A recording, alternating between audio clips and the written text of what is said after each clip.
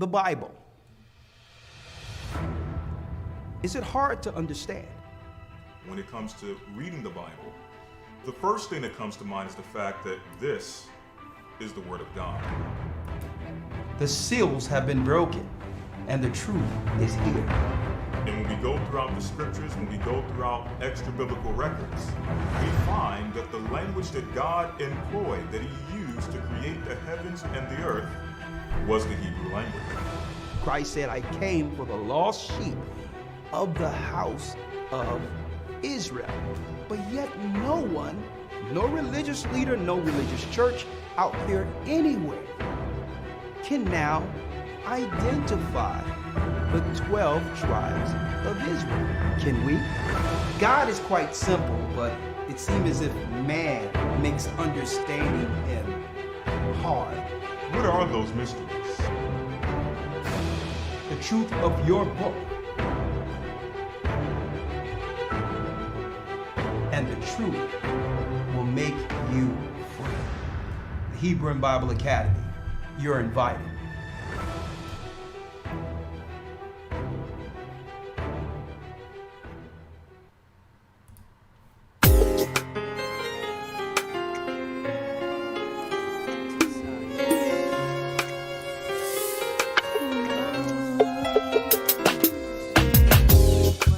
The East is where we're from. The 12 tribes. I heard the sound. Please give me the strength to stand today. With my eyes towards the east, show me the way. Let's go. Let's go. Highest. Man, there was a lot of stuff going on just now, Elder Lawyer. I'm like, what is going on? Yeah. Man, I'm seeing it here real time. Yeah, so I'm like, yeah. This is going to be a serious broadcast. I'm going to jump right in, but before we do that, let's go.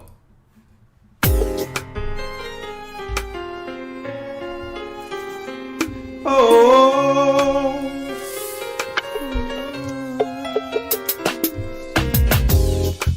the East is where we're from. The 12 tribes of Israel. In 721 BC, the Assyrian king, he took us down, we fell. With a great escape we went through the Euphrates. The Lord held the water still. To a land where no mankind dwelt, we went. The 12 tribes of Israel. So we be Manasseh, the Cubans, Ephraim from Puerto Rico, and Valley from the Isles of Hawaii. The Lord is calling back Israel. Zebulon from Panama, Gad, the North American Indians, Simeon, the Dominicans, the highest gathering Israel.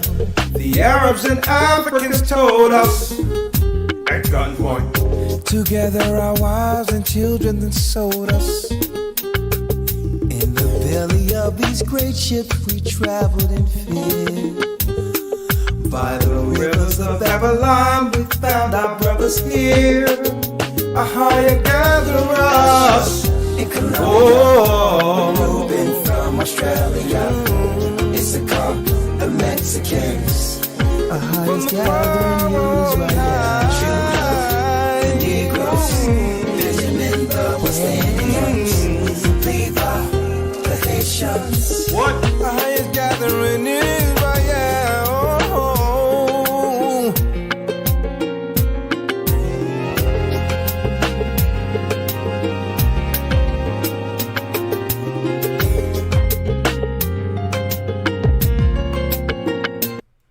Jumping right in, I'm Elder Ricard Shiar of the Gathering of Christ Church. I hope you all are doing well.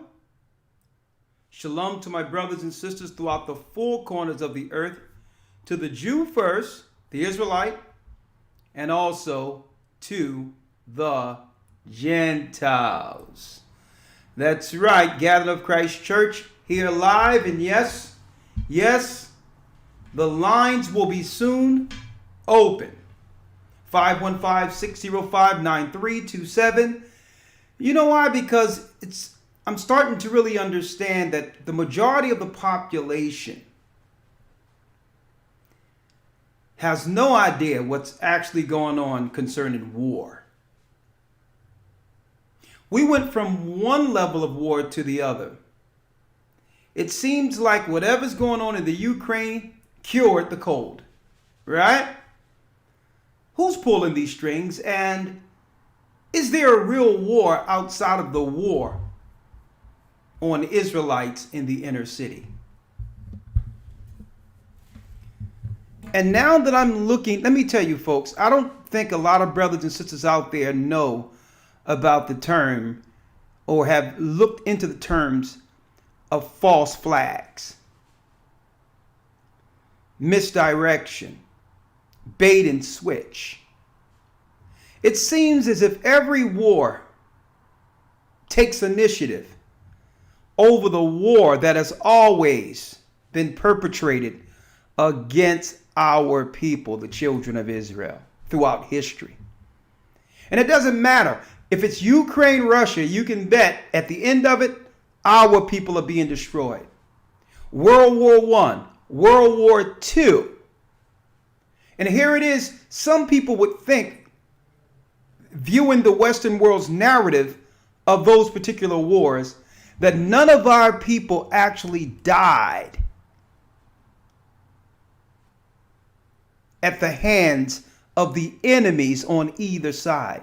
It seems as if, I'm going to tell you folks, the real war that people should be focusing on is the war against our people throughout the earth, especially in the inner cities. And you have some people out there, may the Most High bless their soul, misinterpreting the Bible, not understanding the true characters in the Bible as far as narratives are concerned, looking at this Russia thing, only to believe that Russia is going to come against America, not realizing Bible prophecy. The Magog in the scriptures isn't Russia. The Magog in the scriptures is China. And even in that narrative in Ezekiel, it's not talking about Magog coming against America. That's them coming against us once we're in the wilderness. The beginning of that is when China cut a deal to begin building infrastructure within Africa. That was them being pulled to come against the true enemy, to stop the children of Israel from rising. Russia isn't Magog. That was always a right-wing, that's right, a right-wing American narrative that was cooked up through what? You got it, right-wing theology.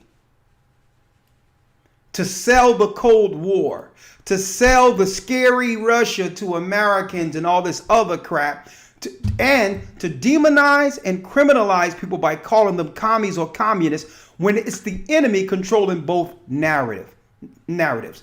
What am I talking about right now? Everyone is talking about the Ukraine and Russia now. Because why? Because the news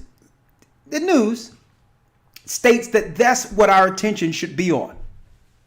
What about the death that's going on in our inner cities? The real war. And in the Bible, it tells us who they would be aimed towards. The real war.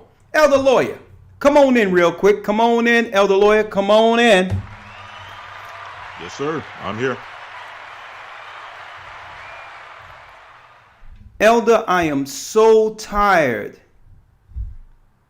of listening to brothers and sisters in the Bible, Christians, going into this Russia thing as if it's Bible prophecy that America will one day be taken down through Russia. What are they reading?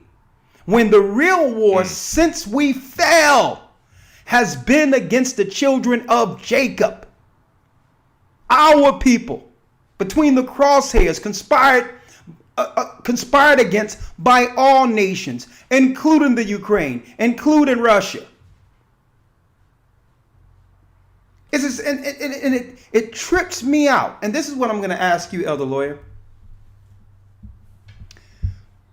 A plane load of refugees are now getting shipped into America. And here's my question. Who's going to pay for that? Now, on either side, financially, as well as socially. Okay. To answer that question, I think that we don't have to look any further than an instance that just happened recently when you had Afghanis come over from their country. They receive financial assistance. And as far as socially, when these people are put into communities, they're not putting these people in Beverly Hills. Okay. They're not putting these people in, these high-end areas. They're coming into areas that pretty much affect. Hold up, Brother Lawyer. I'm sorry about that. I know you can't see me. I need you to get my Tinsdale Bible out of the back of my car, because we have to show people who's made God. Absolutely. For real. All right. Lord have mercy. But I'm sorry, Elder. I'm sorry. Go on. Yeah. So if this is anything similar to what we saw earlier with the Afghanis, how they received millions in financial assistance. Exactly. Okay, and things of that nature. If this is anything like that, then obviously it's at the end of it, it's going to affect our people, because again, they're not putting these people in high-end areas. They're coming in areas and they're coming into aspects of society to really replace our people.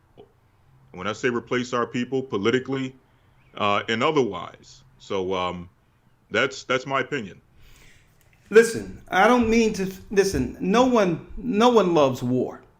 Let me make it clear. And I don't mean to be unsympathetic.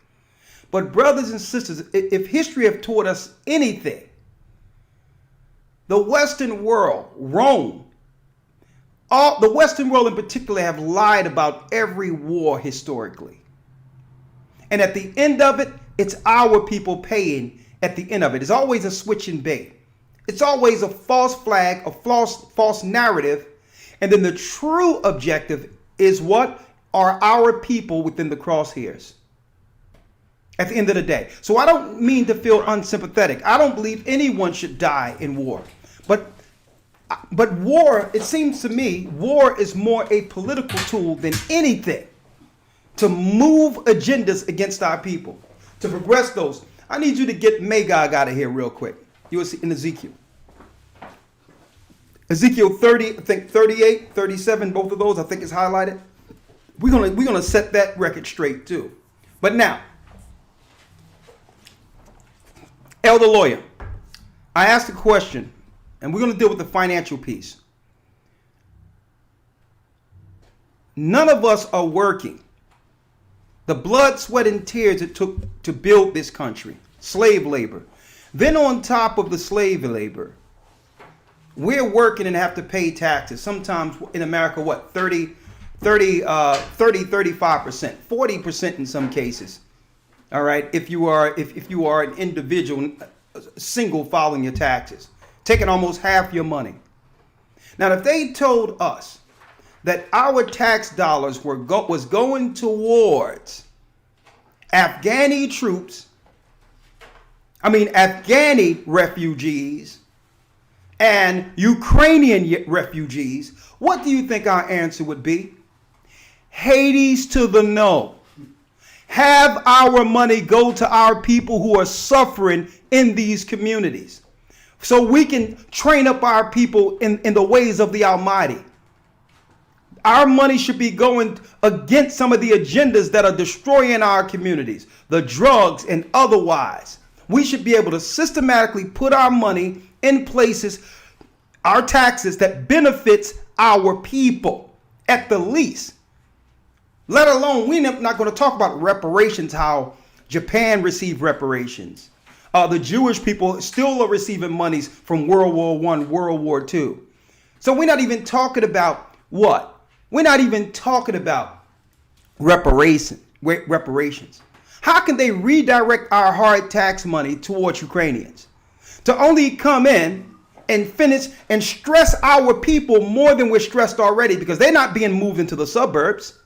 They're not being moved into the communities, the to-do communities with good schools. They're coming straight into our areas as minorities to get access to all the programs, social programs, and grants that our people don't know exist under civil rights.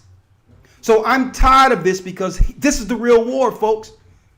At the same time, no soon as the news came out, 2-3 days, the news came out within 2 or 3 days about crack pipes being given out in the inner cities. All of a sudden, the cold goes away, and guess what? A convenient war in the Ukraine. Now, listen, if people want to fight and do all that stuff, let them knock themselves out. But it's never exactly what they say it is, brothers and sisters. Because what does a Ukraine-Russian war lawyer has to do with refugees coming to stress us? And then there's more money on top of that that's going to hyperinflate the dollar to destroy eventually the economy. The more money we put towards all this other stuff, it drives up the cost and price of everything else. War costs. But that's a cost they're willing to pay as long as our people are hurt in the long run. You got volume 2 to this? Oh, It stops at Jonas. You have it? It stops at Jonas. Okay, no, I'll give it to you. Don't worry about it. It could be in the other book. In the other one, you got volume 2. Hold up. It could be in the other book I have. Yes, sir. Give it here. Yes, sir. I'll get it in a moment, all right? Don't worry about it. I'll get that in a moment. Don't worry about that. Yes, sir. All right. Elder lawyer. Now. Yes, sir. Yeah, close that for me. Yes, sir. First of all, we have to understand the narrative of the Bible. No one can go into the Bible to give any credibility at all, religiously or otherwise, or theoretically, of Russia eventually coming against America. It's utterly ridiculous. You know how many Russians are living in America right now who are heavily invested in this country? So that's the left-right game they've been playing on people. The good cop, bad cop. But at the end, our people are oppressed. Okay? So, Elder Lawyer, let's go into Daniel where it says 70 weeks are determined. Let's go. Yes, sir. This is the book of Daniel, chapter 9, verse number 24. 70 weeks are determined upon thy people and upon thy holy city, to finish the transgression, and to make an end of sins, and to make reconciliation for iniquity, and to bring in everlasting righteousness. And to bring in everlasting righteousness, come on. And to seal up the vision and prophecy, and to anoint the most holy. And to do what? And to anoint the most holy. And to anoint the most holy. So the scriptures, the Bible is what? An Israelite narrative. It's an Israelite narrative, brothers and sisters, which means, think about it. If it says 70 weeks are determined on the people, we have to determine what people it was talking about. This is talking about eventually a desolation. But Christ would need to come to fill up the sum of righteousness that would give us an opportunity back to our preeminence, our high position one day. But it says 70 weeks are determined. What, elder lawyer, when it says 70 weeks? Now, I think it's muted, elder lawyer. I'm sorry, Salakia. 70 weeks are determined upon thy people. Upon and who? Upon thy people. Upon thy people. Read. And upon thy holy city. And upon thine holy city. This was the prophets of Israel, Israelites prophesying the coming of Christ and the destruction of our city, Jerusalem, Israel. So you have to realize the narratives of all wars with Rome at the helm is to attack and to come against our people. And you can bet your bottom dollar, if refugees are being what? Shipped out of the Ukraine only to get our tax dollars for refuge, our people are being left back there to starve and die. Are they considered Ukrainians? Are they considered? I always hear about what happened with Hitler and all that. And you know what? Listen, history tells us Hitler was a bad man. Can someone tell me how many black people died in that war? Why? We were in Germany. We're still in Germany. You would have thought that only one group of people suffered in World War I, World War II. And when you look into the Balfour Agreement, that's a whole nother conversation we can have at a later date. But at the end of the war, some people get benefits, but every war, our people suffer. Every war.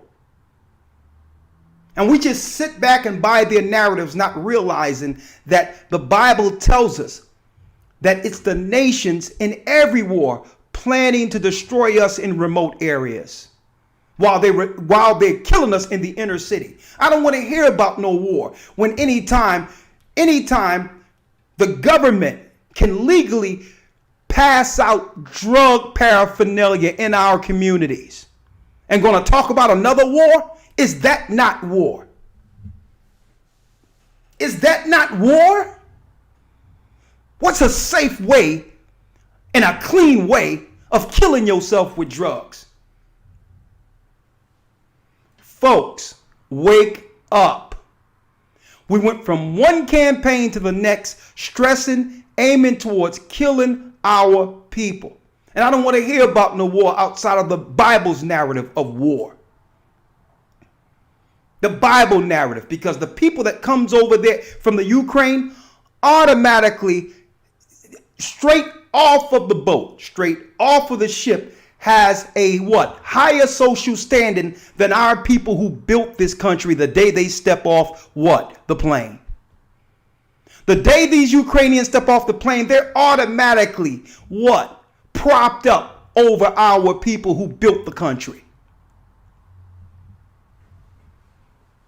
How long are we going to continue to go for this? 70 weeks are determined against the people. What people? God's people. The desolation of abomination. Them coming against our people, folks. And listen to what's going on here. Elder Lloyd, let's get Revelation, the 12th chapter. Y'all don't know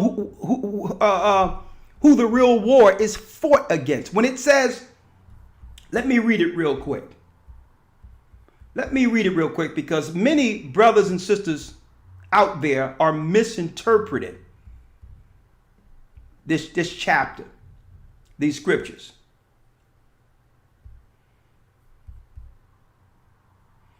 They're misinterpreted.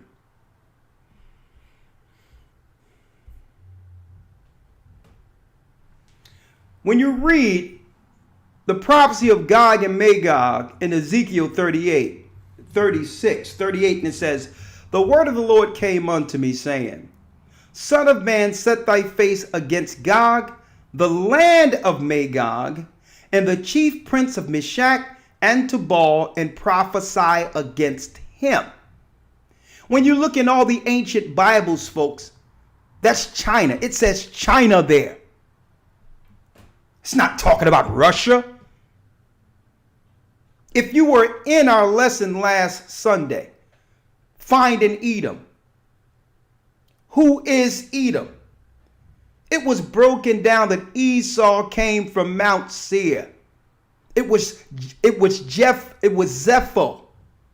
Zepho, who eventually went into Italy to establish the first post before there was any such thing as Christianity. Okay? Russia are Edomites. Those are Edomites that came over into those areas.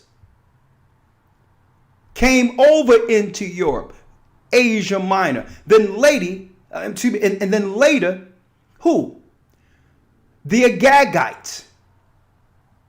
The sons of Amalek, all the way through Alexander the Greek, took different parts of Europe and began to spread their madness and colonize and kill by the sword or through the sword, like it was prophesied by our forefather Isaac. Exactly what Edom would do after the yoke of servitude was broken off of him. How was the yoke of servitude broken off of our big brother Esau? We sinned against the laws of Moses. By default, either Esau rule or we rule. That's the true race. Dominion was given through Isaac's seed. Esau, our big brother, is a fugitive on the loose. Okay? And have always used wars to calculate against his little brother Jacob. So I don't want to hear about no Russia, America stuff when I understand that Rome, the 10 horns, is controlling it all, will demonize America. On top of that, will make it where America isn't credible at all on the world stage with a bunch of freaks, mental ill people controlling things to a degree that the whole earth is going to come against America for its immorality. And guess what? That particular narrative, that script, was created by the 10 horns. This is why only majority of America has schools where people are questioning what a man is or what a woman is, what a boy or a girl is, what girls or boys are. And they're doing it on purpose. And they put brain dead people in position to drive this thing straight from total piety into what? The trash. Politically on purpose. So that the whole earth can look at America as what? The immoral sore that needs to be destroyed. And this is why, that's why it says, let me tell you, America's not going to fall all at once. And this is why the Bible says Babylon the Great is fallen. It's fallen. It will fall in increments. But at the end of it, they're falling on the children of Israel. Elder Lawyer, let's get Revelation 12 and let's talk about that serpent real quick. And then we're going to get, and do me a favor, folks. Please hit the like button here. Hit the like button for us, please. All right. Read it real quick where it talks about them coming against our people. Yes, sir. The book of Revelation, chapter 12, verse number 3. Come on. And there appeared another wonder in heaven, and behold, a great red dragon having 7 heads and 10 horns and 7 crowns upon his heads. And his tail drew the third part of the stars of heaven and did cast them to the earth. And the dragon stood before the woman which was ready to be delivered, for to devour her child as soon as it was born. And when it says 7 heads and 10 horns, listen clearly, folks. The 7 heads in the Bible represents the 7 hills Rome sits on. The Most High was showing the great whore, the evil of Rome and her conspiracy, not just religiously, but politically, against the children of God. Who was imprisoning the disciples? The disciples weren't doing anything wrong. The disciples were going out spreading the good news of Christ, but yet Rome needed them what? In prison or dead? Why? Because the good news is for you. The people who are being destroyed in these inner cities. It's for you. Christ says what? If you whole, you need no physician. He came for the sick. He came for the poor. He came for the meek. It's our people like sitting ducks, not realizing we have always been between the crosshairs. Not because we're aiming to conspire or come against government or go against other people. No. It has anything to do with that. They know prophetically what God said according to the Bible we would become. And the Roman Empire has preemptively got in front of it, saying, well, listen, we're not going to wait for them to come to this God and understand who they are. We'll kill them in the womb. We'll destroy them. But first, they must trust us. We must align with them, study them, pacify them while destroying them. That's the serpent. That whole agenda comes from the Roman Empire. Come on, other lawyer. Read it. Yes, sir. Jumping to verse number 7. And there was war in heaven. Michael and his angels fought against the dragon, and the dragon fought and his angels, and prevailed not, neither was their place found any more in heaven. And the great dragon was cast out, that old serpent called the devil and Satan, which deceiveth the whole world. He was cast out into the earth, and his angels were cast out with him. And I heard a loud voice saying in heaven, Now does come salvation and strength, and the kingdom of our God, and the power of his Christ, for the accuser of our brethren is cast down. Come on. Which accused them before our God day and night. And they overcame him by the blood of the Lamb, and by the word of their testimony, and they loved not their lives unto the death. Therefore rejoice, ye heavens, and ye that dwell in them. Woe to the inhabitants of the earth and of the sea, for the devil is come down unto you, having great wrath, because he knoweth that he have but a short time. Because he knoweth that he have a short time. So they're speeding up these agendas on us, folks. First, they're going to say, well, hold up. There's a code, and your people who are diabetic and this, that, and the other is disproportionately affected. Why? Bad foods, GMOs, and all the foods they put in our neighborhoods to systematically begin to poison our people, only so that they can now blame that to why they must give us some stuff that's going to do what? Finish the job. Because they have a short time. So they're going to go from one campaign to the next, folks, without any rest. As soon as people start to figure out they're lying in this type of war, the chemical war, they're going to switch to that type of war. But at the end of the day, it's them coming after our people. And I have a few examples, a few clips I want to show you all. But go on, other lawyer. Yes, sir. Jumping to verse number 17.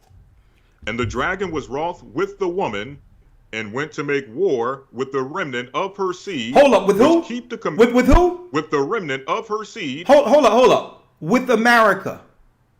With the remnant of her seed. Germany against England. With the remnant of her seed. Hold up. The Ukraine against Russia. With the remnant of her seed. America against Iraq. And went to make war with the remnant of her seed. This is what y'all have to understand. All roads lead to them warring against us. It doesn't matter the geography. In any war, who suffers the most? The poor. They're the least forgotten. They're the first forgotten. Immediately. Every other people, refugees, when it comes to their nations who have helped destroy our people, are moved into other geographies and are what? Financed. Every war is against the remnant of Christ's seed, God's people, Israel. And I hear people getting these conversations, these Putin, Ukraine, the Ukraine president conversations, as if they know what's going on. The Ukraine president was a comedian and an actor in the Ukraine. That was his political experience. This is all theater, folks. But at the end of the day, they're pushing legislation that will stress and destroy our people. And at the end of the day, and guess what? When they move the narrative to another story, the Ukraine is going to be thriving like it was before. But this is what you must watch with every war. The legislation that's left afterwards. You have to know what laws will be put in place during that war and how those laws affect you. Don't go for the smoke screen. There is no Russia invading America. Now, you'll have this. You'll have internally them jacking up America, and the narrative from New York Post and the Washington Post and New York Times is going to say, well, Russia did it. You'll have them doing all types of things, hacking and making things hard on people by your floating utilities, cutting out your electric for a while, only to say, well, yeah, Russia did it. But the real war is going to be against us when the lights are out, just like it is right now in the Ukraine. So we're going to turn this back around because we have to ask, how long will our people fall for this stuff? How long? And what must we do in understanding all wars? All the roads in war leads to us. The Ides of March. Come on, other lawyer. Revelation 12 and 17. And the dragon was wroth with the woman and went to make war with the remnant of her seed, which keep the commandments of God. Which do what? And have the testimony. Which do what? Keep the commandments of God. Go ahead. And have the testimony of Yeshua the Christ. So they're going after those who believe in God, keep the commandments, and what? Worship Christ and believe in Christ. That's the real war, folks. That's the war. They're trying to tell you it's all about being inclusive and tolerant and all. No, it's making the earth immoral. It's destroying our people morally, which gives them access to Satan access to our bodies after sinning to destroy us physically.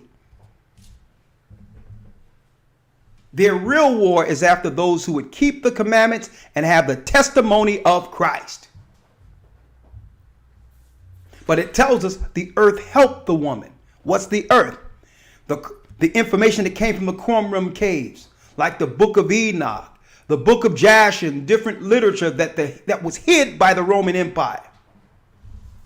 That was hid by the Roman Empire so that we can have the original doctrine before the Romans came in with their lying, modern day pagan Christianity.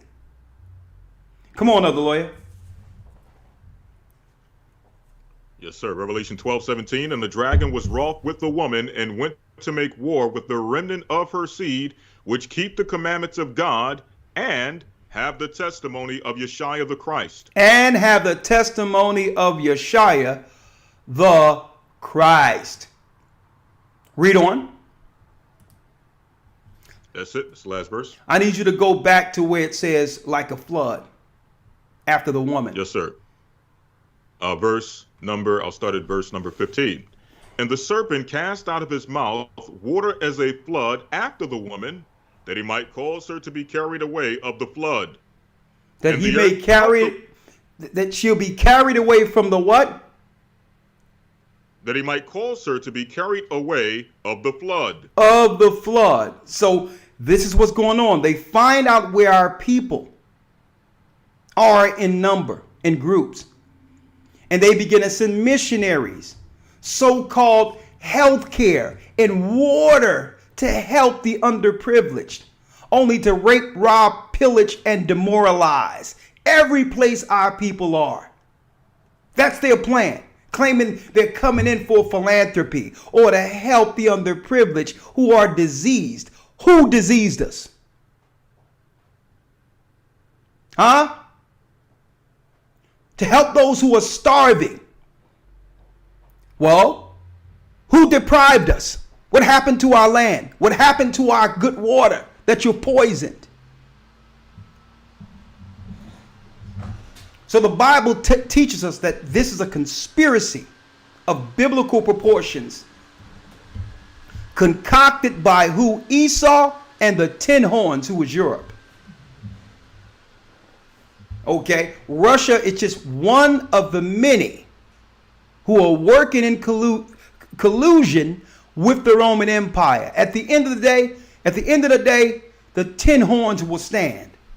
Now, let me show you this real quick, Elder Lawyer. Let me show you this real quick.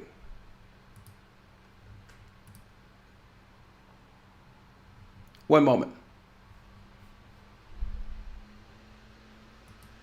All right. This guy right here isn't Magog. This guy right here is Esau. Okay? This guy is Esau. The first came out red all over like a hairy garment, and they called his name Esau. His collar is white. This page is white. This guy is red. He is not Magog. How did Esau get Asia Minor and different parts of Europe? Europe is ancient Asia Minor under Alexander the Greek when they began to conquer, and Zepho, who went into Italy and set up armies all over in those areas, and they began to go into Eastern Europe to take over. This guy is an Edomite. He's not Magog. Stop lying on the prophecy. Now, here's the real war that the Bible is talking about. Fair use, and I like to thank my brother here. He made a nice video. Murad Morali. I don't believe in his religion or whatever he's dealing with, but he has some good news. He has some very good content we should be looking into, Elder Lawyer, when it comes to the Ukraine. Fair use. So coming to you guys with some breaking news. It seems that the trains on the way to Poland, large amounts of Africans are being left behind. Hey guys, it's Murad Morali. Hope you guys are all doing well today. Back at it again. It is daily and consistent content. And let's get straight into this video with Ukraine and Russia. It seems there have been heavy updates, guys. But one specifically is that a lot of people are on the way to Poland, and of course they are going there as refugees with or without visas. Some are getting in, some are not, depending on the countries that are accepting their refugees as well. This particular person who's trying to get there says, train to Poland, got here, I and other 2 Africans entered first. Few minutes later, the police came in and dragged us down from our cabin. Only Ukrainians are allowed. I do not blame them though, I blame African leaders. Wow. So the blacks living in Ukraine lives aren't as valuable as the white Ukrainians? I thought a life was a life. Oh, you want to blame it on the African leaders? Where you at, Biden? Where are you? I thought you was helping the refugees. Come on. Do not blame them though. I blame African leaders. Wow. Whew. She has also said in a different tweet that, you know, in the train station here in Kyiv, children's first, women second, white men third, then the remaining is occupied by Africans. This means that we have waited for many hours for trains here and couldn't enter because of this. Majority of Africans are still waiting to get to live. When we had to start shouting and pushing African women to the train, so they had no other option than to allow them since they said women and children first, it was not the case earlier at all. Wow. Only whites were going in until the black men then started shouting and pushing our women to enter the train. So they. But you know what? It'll be your tax money paying for Ukrainians to come over to steal the grant money and all the money that's for your communities, for your family who died for civil rights. Okay, yes, these are going to be the black, the people of color, the minorities who's going to come into your community and set up new multicultural shops. Okay, they're going to set up. That's right. You're going to see them setting up new chicken shops. And where do they get all this money to set up businesses right up under our nose? It's your money. It's not costing them anything. It's your money. It's the civil rights money. And on top of that, your tax money. People are working hard. With inflation, high gas prices, food costs what? For a loaf of bread, it's almost $4 right now. And they're telling us we need to pay for some Ukrainians while leaving our people behind.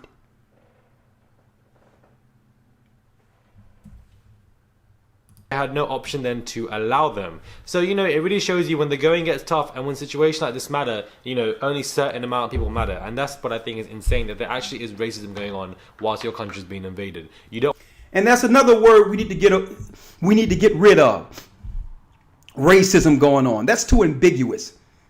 This is another attack on Israelites. We have to call it what it is. That word racism is a political word to use so that no one can actually get a handle on who's really getting attacked here. Okay? Ain't no racism. It's an attack on Israelites all over the earth. That's what it is. God's people are being attacked.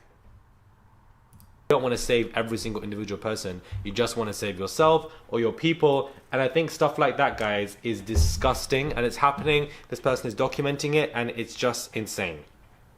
I genuinely feel sorry for all these individuals, all these Africans that have been left behind. It's insane. The impact.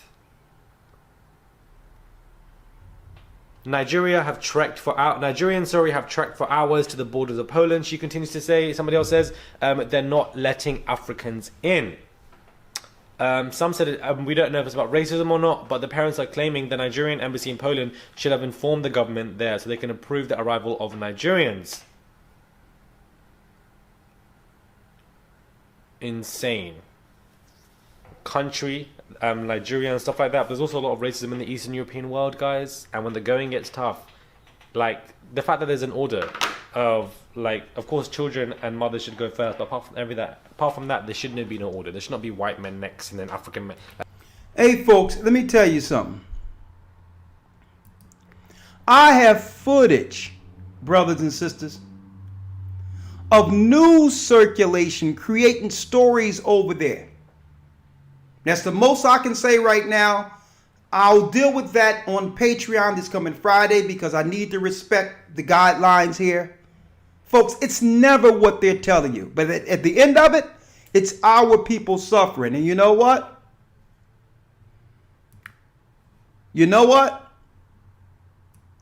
Of course, the administration has something for us, right? While that's going on, the administration, the same administration that everyone was out there claiming a few years ago, well, anyone but Trump. Well, he has something for us, okay? He has grants.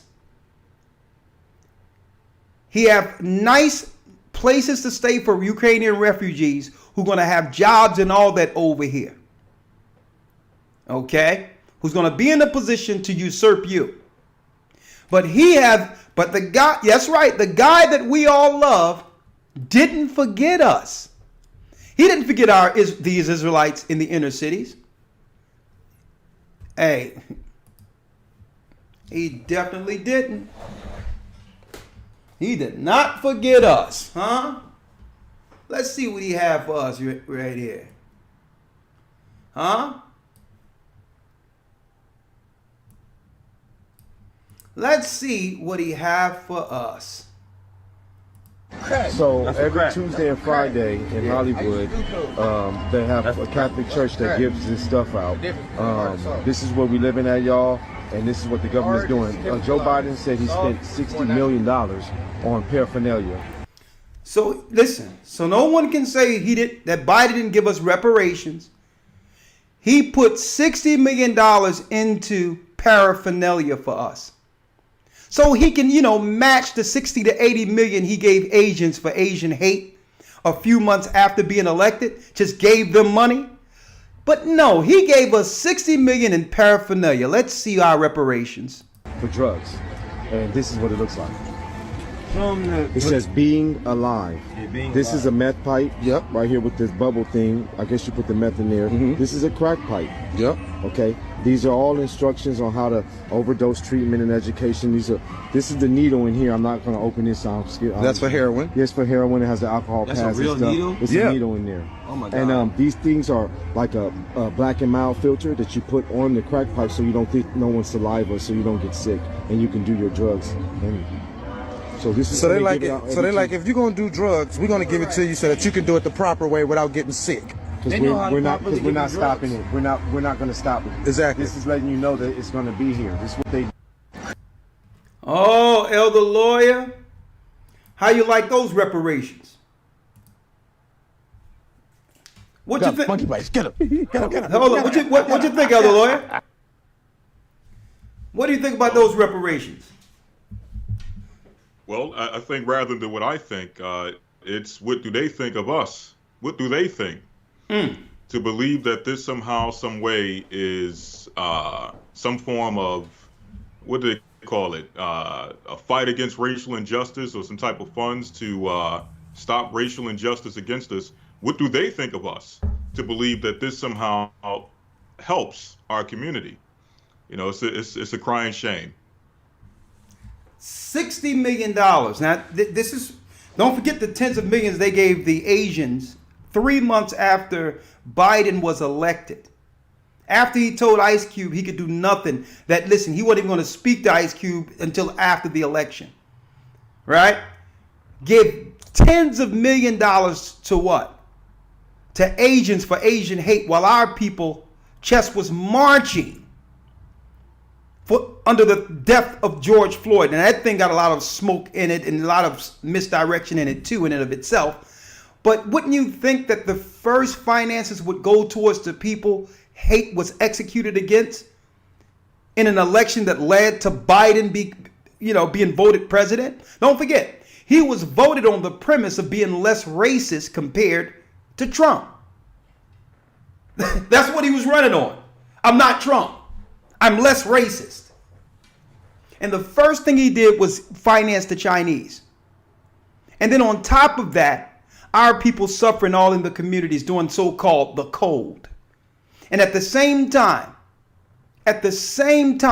we hear about some Afghanis, refugees who now are in the country, where they found all these finances out of nowhere to fund these people. And these people are coming directly into our areas. I have a cousin who was living in one of those low income places. Don't you know that they end up evicting some people so that the Afghanis can have room there? Did y'all know that? Our people who built this country are being put out on the streets for Afghanis. And then on top of that, they want us to now believe the narrative of the Russia-Ukrainian conflict, only to now finance the Ukrainians, leave our people out walking for miles in the midst of what they would call a war, while other races of people get refuge. And then I hear a story the next day, the Ukraine and Russia is talking about patching things up and coming to an agreement. But guess what? When the smoke settles, there will be no tally on there will be no number count on how many of our people died during this so-called conflict. Because the war has always been against the Israelites in the inner city. And you know what? This is the Most High doing what? He's warning our people. He's talking to the people and saying it's time to come back. You better understand who the war is against, or you're not going to come under the God who can protect you from it. The Most High God protected who? The seed of Israel in Egypt, coming out of Egypt. He plagued the other areas and protect Goshen because we understood the connection between our family, our beliefs, and our God. And our people ain't going to be able to really come together and understand what type of war this is until we do what? Stake claim to our true name to understand why we're being attacked. It doesn't matter the political theater that they put out there. They'll never tell you that the real aim is to kill it and destroy you and your children. It's called Jacob's Trouble. And this is why I titled this broadcast, Elder Lawyer, purposely this way. The war on Israelites within the inner city. I don't want to hear about no other war. The war to destroy our families. All the way from slavery to Jim Crow up until today. Why should we care about a war in Ukraine or any other war? Why should we even care about a cold or any sickness? All these things are misdirection so that we can't understand that our people have always been under attack, but the Most High is allowing this so that what? We as a people can turn back to him and eventually see his power with him working within us and for us. He's going to force it. There's no middle ground anymore. Either we're going to stand all the way to the Most High, with the Most High, under his name, under his power, as his people, or do what? Be thrown to the Edomites to be devoured. And what's waiting over there with Esau? You got it. The cross dressers, all that stuff is waiting. The immoral, the disease, all of that is waiting. And I check out what they did, Elder Lawyer.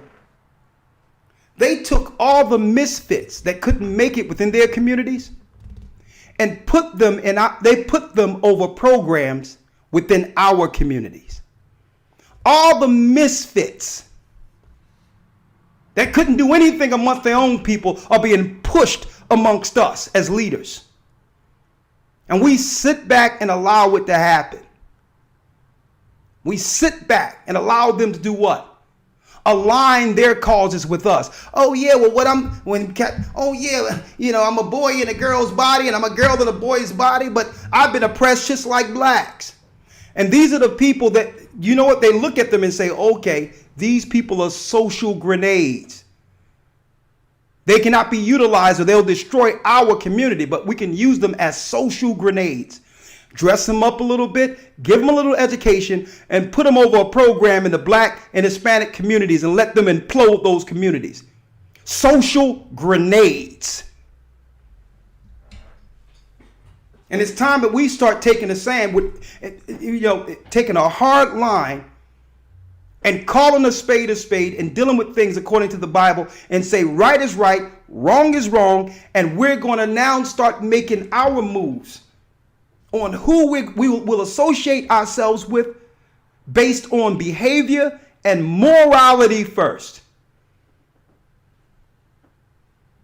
Behavior and morality. Okay? Now, I want to talk about some solutions in a minute, Elder Lawyer, but anything you have to say real quick before I open up the lines? No, sir. No, sir. Let's move on to the lines. Oh, yeah, folks. And guess what? Yeah, these brothers and sisters are right on in the comments. How insulting this administration has been. And you know what? And guess what? I don't believe in Trump or nothing, but at least, you know what? You know what I liked about Trump? He said what he meant, whether you liked it or not. I'd rather deal with a cat like that. At least you know what he's thinking. Okay? Now, of course, sometime it had no tact. But all in all, he told you what he was thinking. He was like, blacks, y'all might as well vote for me. I mean, what do you got to lose? What do you got to lose? You tried it with these guys. Your families are separated. The same guy you voted, he's behind the 1994 crime bill and threw men into prison. Non-offensive crimes. Non-offensive crimes where there was no physical abuse to any person. We had young men in jail serving 5, 10 years mandatory under Biden. See? And now they put him in place to finish the job. To finish what he started in 1994. The war. Don't forget, folks. The prison industrial complex were benefiting from all of these mass incarcerations of our brothers within the inner cities, with drugs being flooded in. It's no coincidence that the same guy, Joe Biden, who was behind that, would eventually make it easier for the people to do drugs. That's a war. A lot of you only see war with guns and tanks and planes. The real war is fought when you don't need guns, planes, and ships. That's the real war, when you no longer need those things. It's a cheaper war. So let's talk about the war on Israelites within the inner city. All right? And as a lawyer, one other thing I wanted to ask you real quick before I open up the lines. Yes, sir. Because I keep getting this question over and over and over again. Right? Mike Allah's here. We're working on the next project. Matter of fact, I'm going to keep my voice down so I can save I have to sing later. But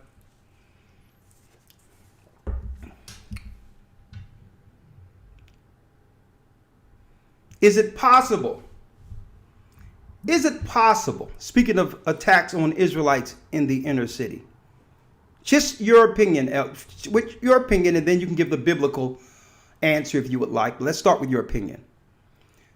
Do you think it's possible for Israelites who know they're Israelites in America to come together?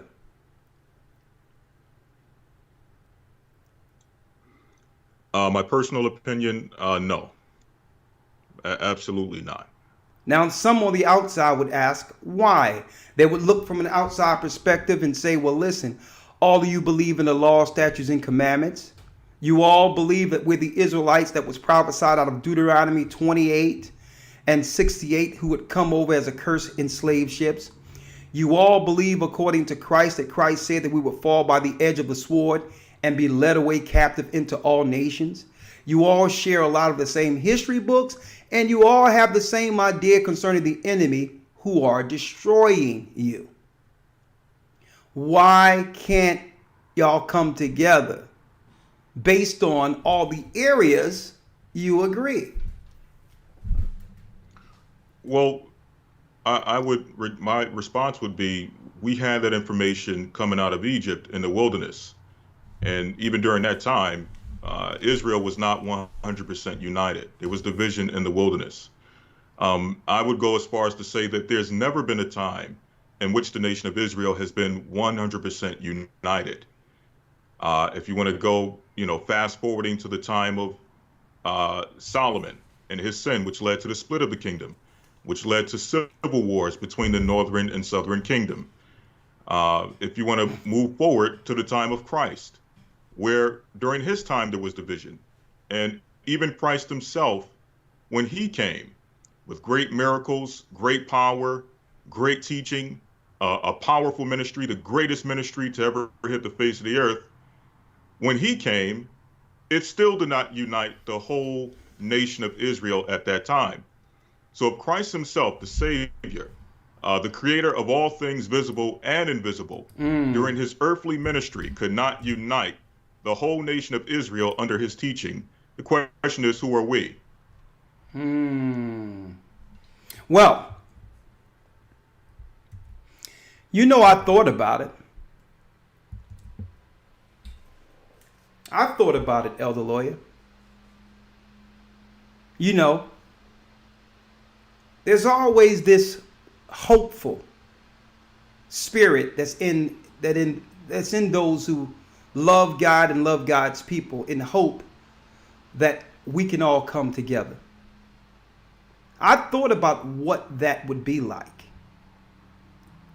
And you know what I know would be the greatest obstacle? And here's the issue, and this is what brings it all together. You know what would be the greatest obstacle? You have a bunch of people in a room jockeying to almost to a level of fighting to argue who will lead. Mm-hmm. The conversation wouldn't be our people. It would be who's the leader. And I thought about that, and it's like, listen, Christ is the leader. That's who's the leader. And if only we looked at ourselves as disciples, we would all have a place in the body. If only we seen ourselves as disciples and implemented Christ's doctrine. Because why? There was no need for the disciples to fight one against another. They all had the same task as disciples. So I thought about it, but then reality came into view. The conversation wouldn't be with, we all got the same history. We all have the same understanding that we're Israel. We all understand who the enemies are. The conversation wouldn't be more so a protective political conversation of how we can help and protect our people, even though there's differences. The conversation will be, who's the leader? Christ is the leader. Okay? So I thought about it. And see, Moses wasn't a leader because he thought himself to be one. The Most High chose Moses because he was the meekest. He was the most meek amongst all men. Aaron was the guy who was a good orator. He was a guy that can move the people. He was a guy he can use his tongue. He was eloquent. But he wasn't the leader. See? So it's not that I didn't think about it. But I've also seen coming up, don't forget, I've been dealing with this for a long time. I see what happens when people vie and battle for leadership in a position of power on this earth. I see, just history tells me, what happened with Malcolm X. What happened with Malcolm X? What happened in the Nation of Islam? What happened amongst the ministers who was envious and jealous of a gift that made the Nation of Islam, who was Malcolm X. Not to say that those brothers didn't have gifts of their own. Okay, I've seen it coming up as a young Israelite. How one guy claimed to be one reincarnated guy and another guy claimed to be another reincarnated guy, to a degree where people are conspiring, generals and all that under them, to destroy one another, jockeying for one leader or the next, when Christ is our leader. That's right. Christ is our leader. And it's easy to come together. It first starts with individually setting up Christ's doctrine as it was left. Not metaphorical, not through some type of cold signs and dark sentences. Breaking down Christ's doctrine in its simplicity and teaching it. Baptism, laying on of hands. The breakdown on judgment. and everyone can be disciples in their own right, and the Spirit of Christ would gather the elect to the elect. It's not that I haven't thought about it, Elder Lawyer, but I know it's impossible. You know why? Egos. I've seen it. It's about egos. That's all it's about. It's about, I got the truth and I'm third in command and I'm this in command and I'm that in command. Christ is in charge and our people are suffering. And it's time that we do what? We swallow our pride and understand.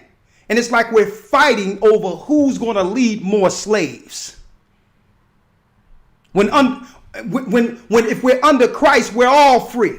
It's men making slaves of their own people. That's right.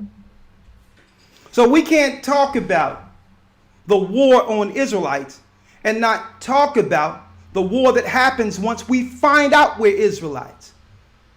And this is why Christ told the disciples, he told them, listen, he made it clear, do not be lords over the Most High's flock. There's no men out here that the Most High have made in this earth that's here to carry another man around on sticks. As if he's the king, as if that man made it. Okay? And that's another thing. We can't talk about the war on Israelites and not realize, and guess what? Respect and revering someone for a work is one thing. Respecting someone is one thing. To honor someone is in respect of their work is one thing. But to become lords over the Most High's flock to a degree where you become king is an entirely different other. So I want to talk about that today, even on this program today, as we discuss this. The war on Israelites within the inner cities. Even if we can't come together based on whatever things are out, because I'll tell you what, if someone out there is waiting for Israelites to come together, don't hold your breath. What you need to do as an individual is understand the doctrine of Christ and fall under it. So if someone is on the side and saying that, well, I'm just going to stay on the side until Israelites come together. Imagine if the disciples did that when there was Pharisees, like you mentioned, Elder Lawyer, scribes. And there was different groups during Christ's time, and they couldn't come together. So you mean to tell me we're going to accomplish what Christ couldn't? If all Israelites couldn't come together while he was here, what makes you think that you're going to be the one that's going to bring Israelites together? Not that I didn't think about it. I've thought about it many days. But even though we're not on all of one accord, you know what I do regardless? I pray for all Israel, that they might be saved. I pray for them all. The ones who know and the ones who has yet to find out. I pray for even those leaders that's in the other Israelite groups or whatever. I pray for them. If you're over a church or whatever, because I know what it takes. I know how hard it is dealing with our people and having to lead so many. I know what comes with that. And regardless of what you think, regardless of anyone's doctrine, it's not an easy task. It's not an easy task. So all in all, I do pray for all. But the reality is only Christ's doctrine, only Christ can bring Israel into one fold. John, the 10th chapter, real quick, Elder Lawyer. And I want to make an announcement. Hebrew and Bible Academy, this coming Sunday, we're at week 5. And we'll be going into the split, right on key, the split between Israel and Judah. The split between Israel and Judah will be this coming Sunday, and how the Most High gather us back together. We're going to be talking about that. Okay? And within it, we're going to discuss Israelite doctrine. When the Most High began to awaken his people over here in the Americas to spread the news to the whole earth that we are the children of Israel historically. How the different groups started springing up in different pockets that led to where we are today. And how it was prophesied that Christ would unite a remnant that makes it through this, who believe on him. Who believes on him. You don't want to miss that, folks. Historytimes.org. It doesn't matter if you missed the other 4 lessons. Listen, we'll make sure you get those other 4 with the downloads and all the news that cannot be reported on here because of their guidelines on this particular platform. You'll get all the past lessons and more.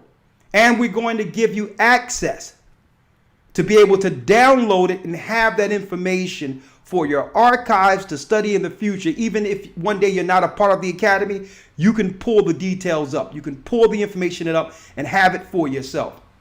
It has taken us a lot of work to put these records together, the PDFs together in a way in which you can understand so much in a little time. Because y'all don't have the time I had, decades, to go through these books and study these books. And no, I knew I was an Israelite since my early 20s, folks. And y'all don't have all that time to do all that. And the theologian schools want to charge you all this money for this, and they're lying to you. So we took our time to put things with sources, records, precepts, all in a school format that you can understand linear, page by page, to understand any topic in our academy. There's nothing like this on the earth. I'll guarantee you, you get in the academy one time and you'll realize this is different. Hebrew, prophecy, teachings, news, all in one day. You'll learn more in one day than you've learned all your life in any religious institution, and we guarantee that. I don't care how long you've been going to church. I don't care what mosque you went to. We don't really care whether or not you ever learned the Bible at all. You'll know more about that Bible in one day than all your years in any religious institution. Guaranteed. Historytimes.org. Okay? Elder Lawyer, let's go to John 10:1. Yes, sir. St. John chapter 10, verse 1. Yes. Verily, verily, verily, verily, I say unto you, he that entereth not by the door into the sheepfold, but climbeth up some other way, the same is a thief and a robber. Read that again. Verily, verily, I say unto you, that he that entereth not by the door into the sheepfold, the same is a thief, but climbeth up some other way, Salakia, the same is a thief and a robber. The same is a thief and a robber. There's only one way into Christ's kingdom. It's the doctrine he left Peter. Okay? That's it.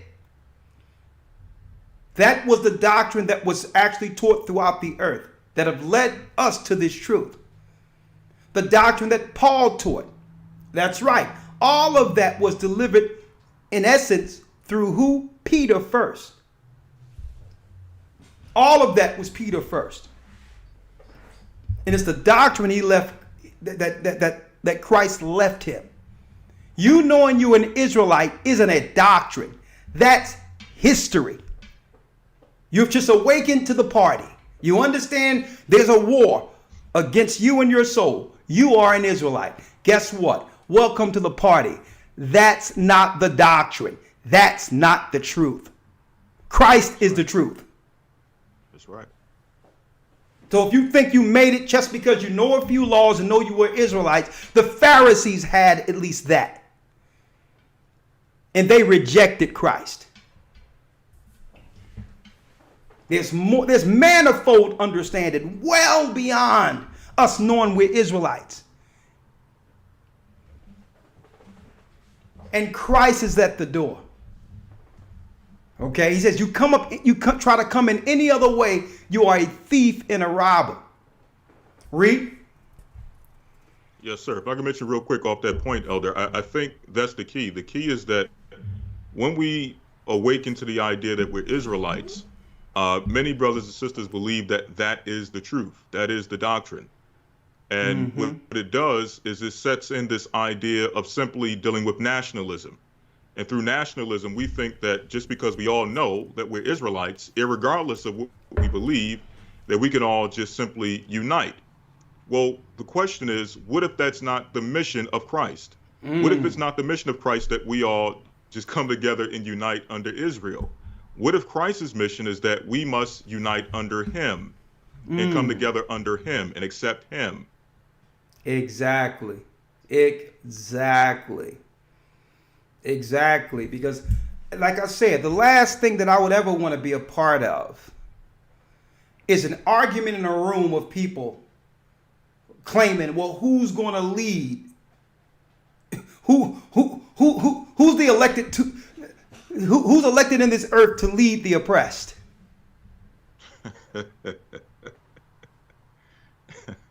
I'm the leader. No, I'm the leader. No, I'm the leader. No, Christ already fixed that. He's the leader.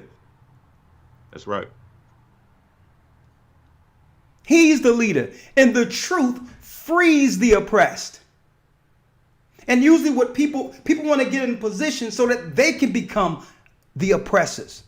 They'll take Esau's place. And that's what it means being lords over the Most High's flock. Making people scared of you, afraid of you. Having all these different titles outside of the titles that were given to the disciples. But I digress. Finish reading, Elder Lawyer. Yes, sir. Verse 2. But he that entereth in by the door is the shepherd of the sheep. To him the porter openeth, and the sheep hear his voice, and he calleth his own sheep by name, and leadeth them out. And when he putteth forth his own sheep, he goeth before them, and the sheep follow him, for they know his voice. For they know his voice, read. And the stranger will they not follow, but will flee from him, for they know not the voice of strangers. And that's the whole thing. You know when you hear in the doctrine of Christ, because a stranger you will not follow. Somebody can come with all types of information and all that, but if you're in Christ, you're going to say, well, hold up, even though your history's tight, I don't see the doctrine of Christ. I don't see how what you're saying elevates our people beyond their current state. I don't see how I don't see the doctrine of Christ that would lead to us becoming kingdom people. And when I say kingdom people aren't just people who know how to get along with their own. Kingdom people, it tell you, when the wicked beareth rule, the people mourn. It says, when the wicked is in rule, the people mourn. But when the righteous beareth rule, the people rejoice. It's talking about all people. We have to be able to get along with all people, not just our own. And that's another thing. And this is why when people see it, they be like, that's not Christ. Because I don't see Christ condemning Pilate and condemning these other nations like we're condemning other people. So they'll hear it and say, you got the truth. But that sounds like a stranger to me. Because Christ, right, even though Christ was an austere man, Christ had compassion. He had compassion. So you can have all the history, all that, and all you want. But if someone don't know that you genuinely care and love, they're going to know that you are a stranger. You just studied a little history. You just found out you are an Israelite. But you are without compassion, without love, without forgiveness. And see, this is the spirit I can say that's in the Christian church, in which a lot of our people grew up in the Christian church, they had that. They may not have had the history and the truth and the understanding that we have right now, but the compassion was there. The compassion for their fellow man and to help others, to come to people's homes when people are hurting, when the family lost a family member, when it was time to raise some money to get someone out of jail. That's the compassion of Christ. Whether or not you know you're Israel or not, that's Christ. That's right. And that's going to be the spirit that's going to eventually do what? Bring us to a level in which we can conversate. Okay? Because the last thing our people are saying is, well, I'm not going to get up under the foot of Esau to only land myself under a foot of an Israelite leader. Okay? It doesn't work that way. There's order, there's honor, and there's respect. But all in all, Christ is the leader. And he's telling you this. He's breaking it down. He says, a stranger they will not follow. Why? And I've had people do this. I've had people eventually, at first, they couldn't stand what we were teaching. But they were in Christ. They couldn't stand what we were teaching.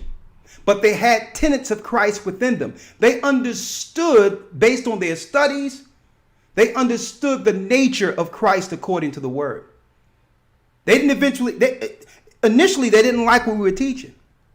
But then they started doing what? Comparing what we were teaching with what they were reading. They didn't like the thing on the head. They didn't like this, or they just didn't like how we, our mannerisms, whatever the case is. But even though they didn't like us personally because they didn't know us, they began to do what? Well, let me just see if what they're saying is in the Bible. And see, that's what they began to follow. Because initially they didn't like us at all. A stranger they will not follow. It was the teachings of Christ that compelled them to understand that, you know what? We are friends. We're not enemies. It was the Spirit of Christ. Because initially, I know how many conversations I had when people says initially, man, I couldn't stand y'all guys. It seemed like y'all just thought y'all knew what y'all was talking about. This, that, and the other. Or my wife was listening to you. And I'm like, what's she looking at this man for? Or my husband was looking at it. And I'm like, he ain't going to tear up my house. And, initially all these other things going on. But then privately to themselves, they was at the job listening on their breaks. In the bathroom listening. At night they were listening. And then they started saying, in their car they started listening. And they was like, mm-hmm.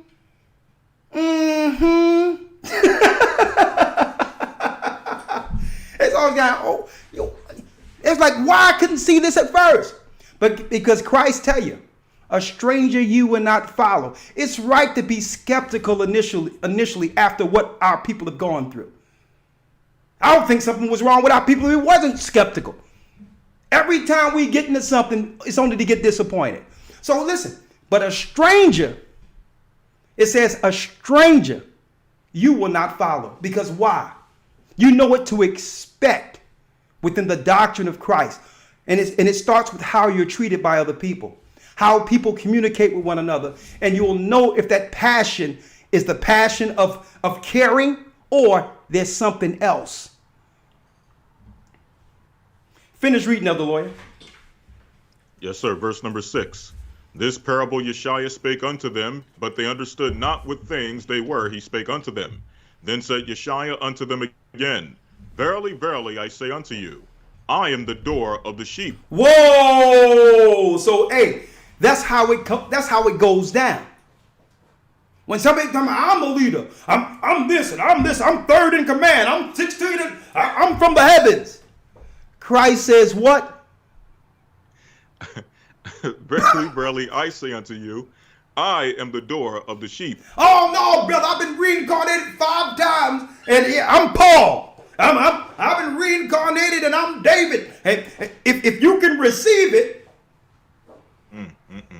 if you can receive it, I must be one of the cats. I must be one of the cats if you can receive it. Read it again, Elder Lawyer. Then said Yeshua unto them again, Verily, verily, I say unto you, I am the door of the sheep. I'm the door of the sheep. That's Christ. He's the leader. Read. All that ever came before me are thieves and robbers. Ooh, you know they wanted Christ done after that. He said, every other leader that came before me are thieves and robbers. Look at your Pharisees and scribes and the condition of our people. And you can't say you're leaders and the people aren't what? And the people aren't benefiting from the gospel, from the truth. The people are still suffering.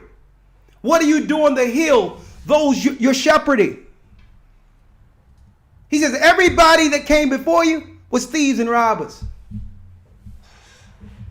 You know they wanted him done. He says, where's the benefit of my people? For my people. And see, and this is why people don't understand. Even though we do scriptures and break things down, think about this, folks. I could be breaking down scriptures and drop this and drop that, but then we have a Patreon and we sit down and speak with people where we bring in a healer,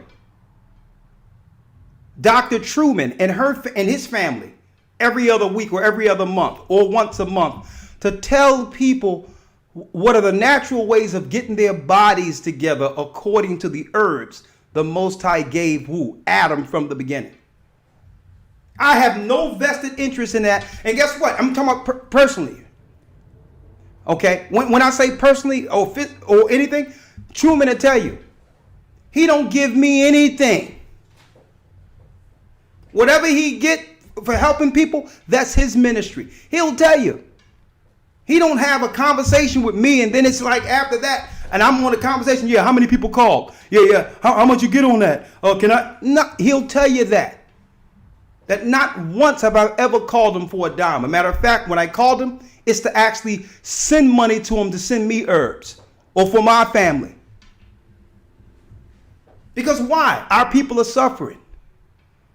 So even though I'm a Bible teacher, I understand that's not my ministry, but I know it's upon this ministry to help heal our people. Even if I get nothing from it. Our people are sick. They've been targeted through eugenics. And the Most High blessed us with people who understand what to do with that. And you know what? I could sit there all myself and say, okay, Patreon and listen to me and all that. No, it's about what I always think. What is it we're missing? What is it we're not giving the people? How can we heal them? What idea or what can we come up with that can bring more understanding, more revelation, more healing to God's people? Because that's what Christ did.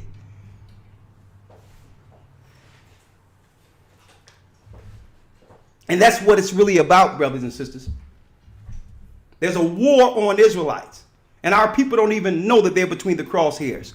That they're being attacked, conspired against by all these different movements, the LGBT, the Black Lives Matter, everything they say that's for us is infiltrating and usurping us and destroying our people.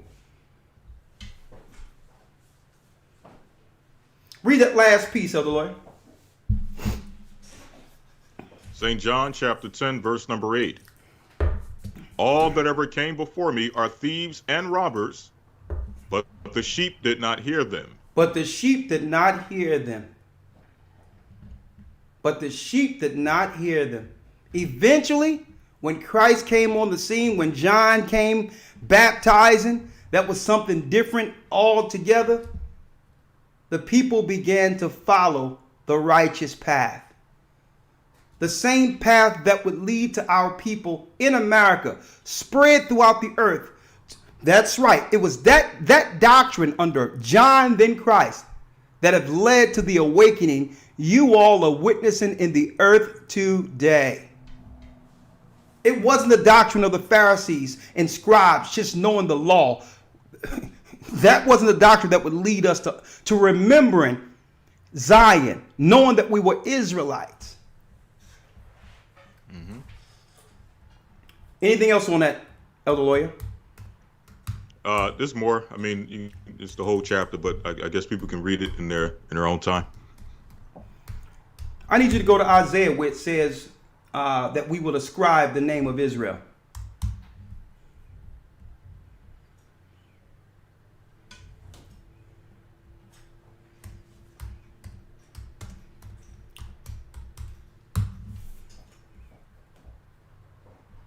Let me know when you get it, Elder Lawyer. Yes, sir. Is it Isaiah 44? Let me get it here. Yep. Isaiah 44, verse number Yep. verse 5. Let's read it. Yes, sir. One shall say, I am the Lord's. So once you hear Christ's voice, one shall say, I am the Lord's. Read. And another shall call himself by the name of Jacob. And another shall call himself by the name of Jacob. It was prophesied through the Spirit of Christ that our people would begin to take on our ancient Israelite names. In the same place we lost our identity. In the same place we lost our culture. That we would begin to ascribe the name of Israel. That's why even Kanye out there, even though I don't expect Kanye to do what we're doing, Kanye West, I don't expect him because why? There's many members to the body. I pray for him too. I pray for all of our gifted brothers. And all in all, you notice how he got that song, Judah. He started the song off, Judah shouldn't be so obligated.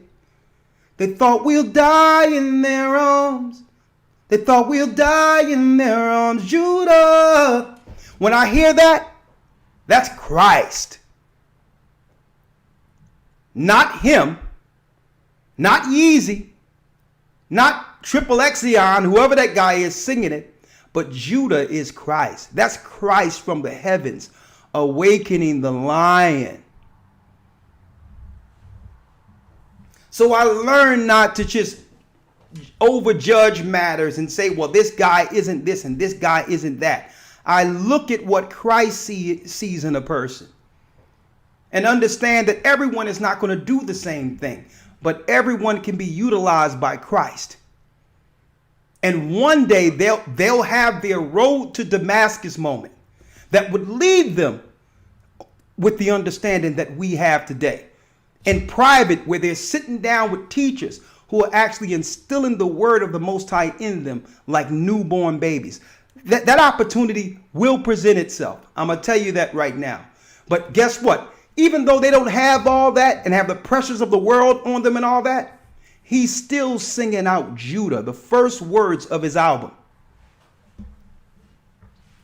And he says, Judah shouldn't be so obligated.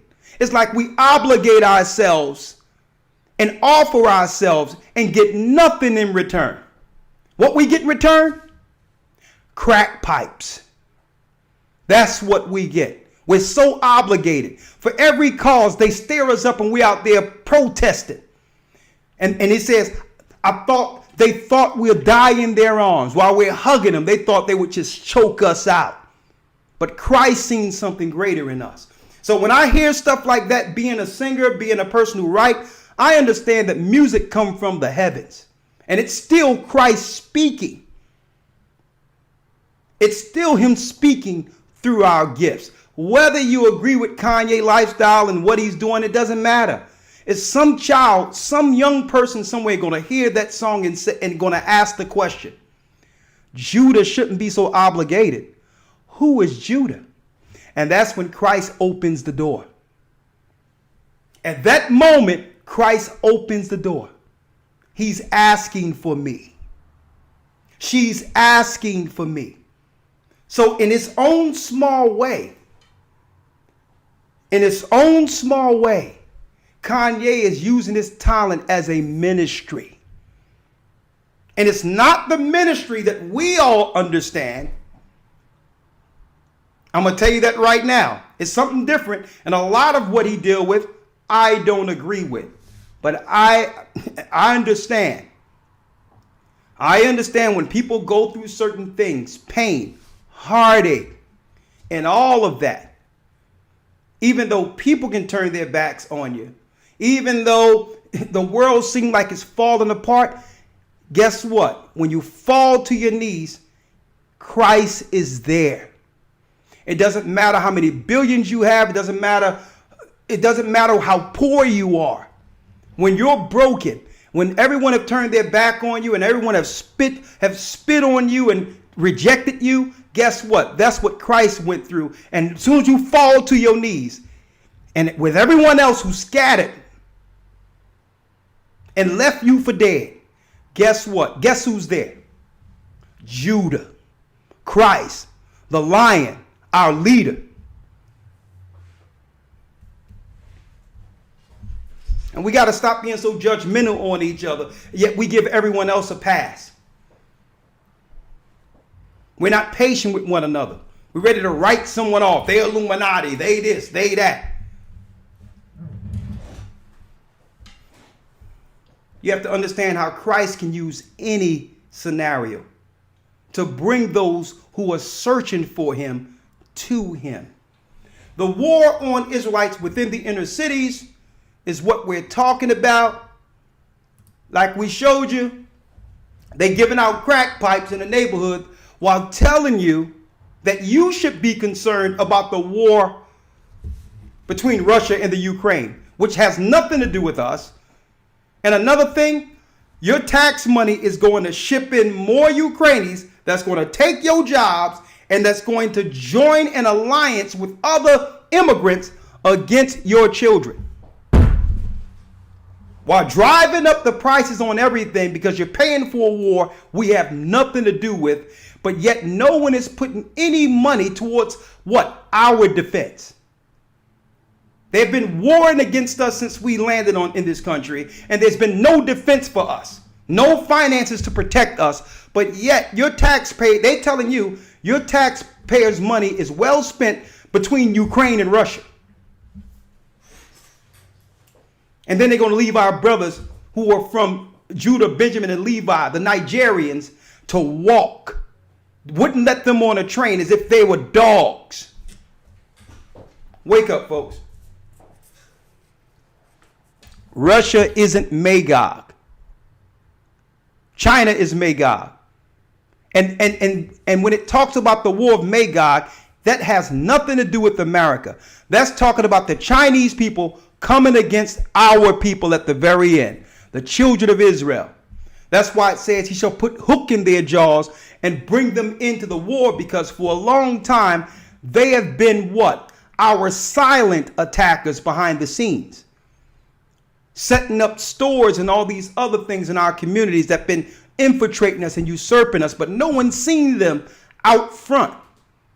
But now the Most High says, no, I'm going to put hook in your jaws and bring you into the war.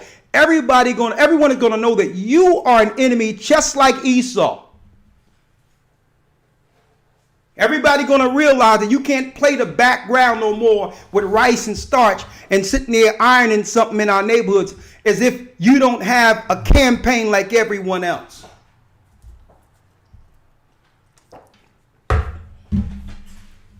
Okay? It's not talking about, Magog isn't talking about no Russia coming against America. There is no Russian-American conflict. Don't believe the hype. The conflict is how these wars at the end affects our people.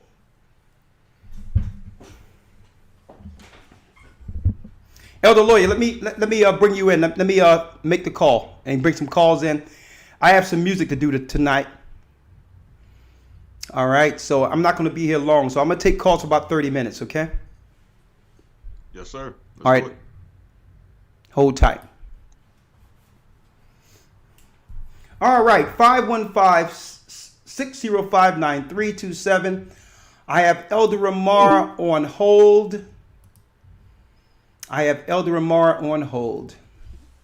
He's on the line taking calls. If you have any conversation or any resolve or input on this particular topic, we'll be more than happy to hear what you have to say on about the war that's continually being waged against the children of Israel in the inner cities, our people. Also, before I do that, let me segue and let you know that the calendars are here. Great, great, great, great calendars. As you can see, the Passover coming up in a few weeks. Very, very beautiful pictures, and above all, within the calendar is giving you the correct Sabbaths, the correct high holy days, the correct high holy days. We're not supposed to follow the holy days strictly on the moon. That's off. The moon gives you 6 months, 30 days, and 6 months, 29 days. Okay? That's 354 days in a calendar year. So it's really about 10 days short. 354 days. Each year the moon comes up short 10 days. So you cannot keep time according to Sabbaths with the moon only. The moon follows the sun through portals. The sun is the greater light. You need both of them, just like a clock, to take or to keep time. You cannot keep time with one hand. Okay? You need the sun and the moon. Well, we have it all together because the Most High has given us the understanding of the Sabbaths all the way since the beginning of Adam, leading to Enoch, Methuselah, Noah, all the way to Abraham to Moses. So if you remember the Sabbaths, you will also understand how to keep the holy days according to Sabbaths. So make sure you get yourself what? A calendar. Keep time according to what? Sabbaths. Go to gatheringofchrist.org. Gatheringofchrist.org. Click on your calendar. You'll have it within a few days. We have a bunch of boxes. We have boxes of it, everything. And the new moon or new month, which is change of season, happens this weekend. All right. So make sure you get your calendar to keep time properly. All right. Let me go to the calls. Welcome to Blog Talk Radio. Please enter. A matter of fact, let me just call in straight in.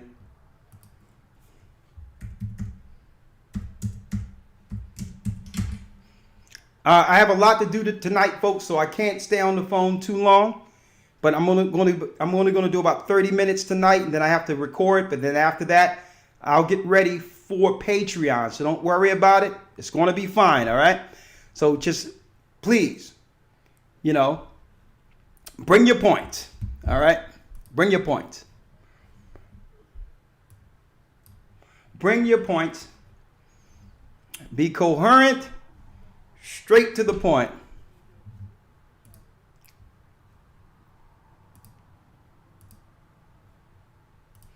Okay, I'm unmuted now, and we're going to start with Sunshine, who I know has copious notes. Shalom, Sunshine. You were first, so go for it.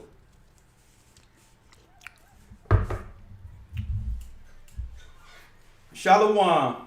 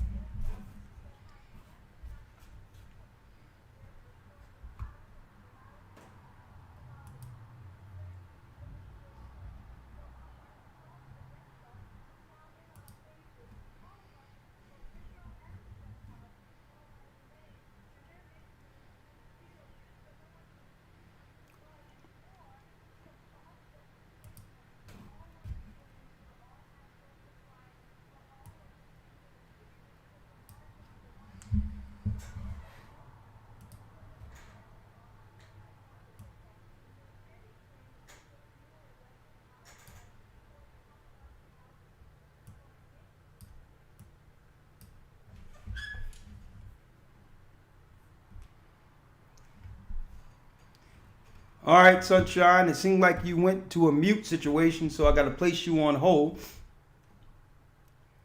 All right. Sorry, I got to bring you back. Let's go to the next call. Next call. Sorry about that. Oh, they couldn't hear it. I'm sorry about that. Zamar? Zamar?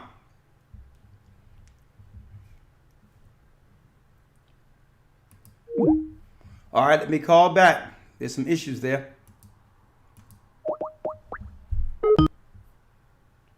Blog Talk Radio. Welcome to Blog Talk Radio. Please hold and you will be able to listen to the show. Okay, I'm back.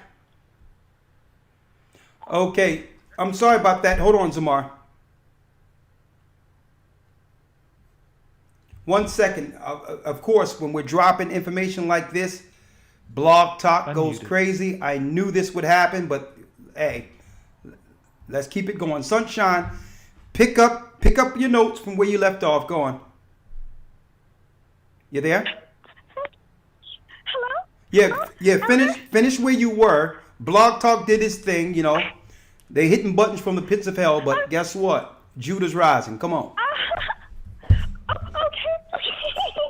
Okay, hi, Elder, hi.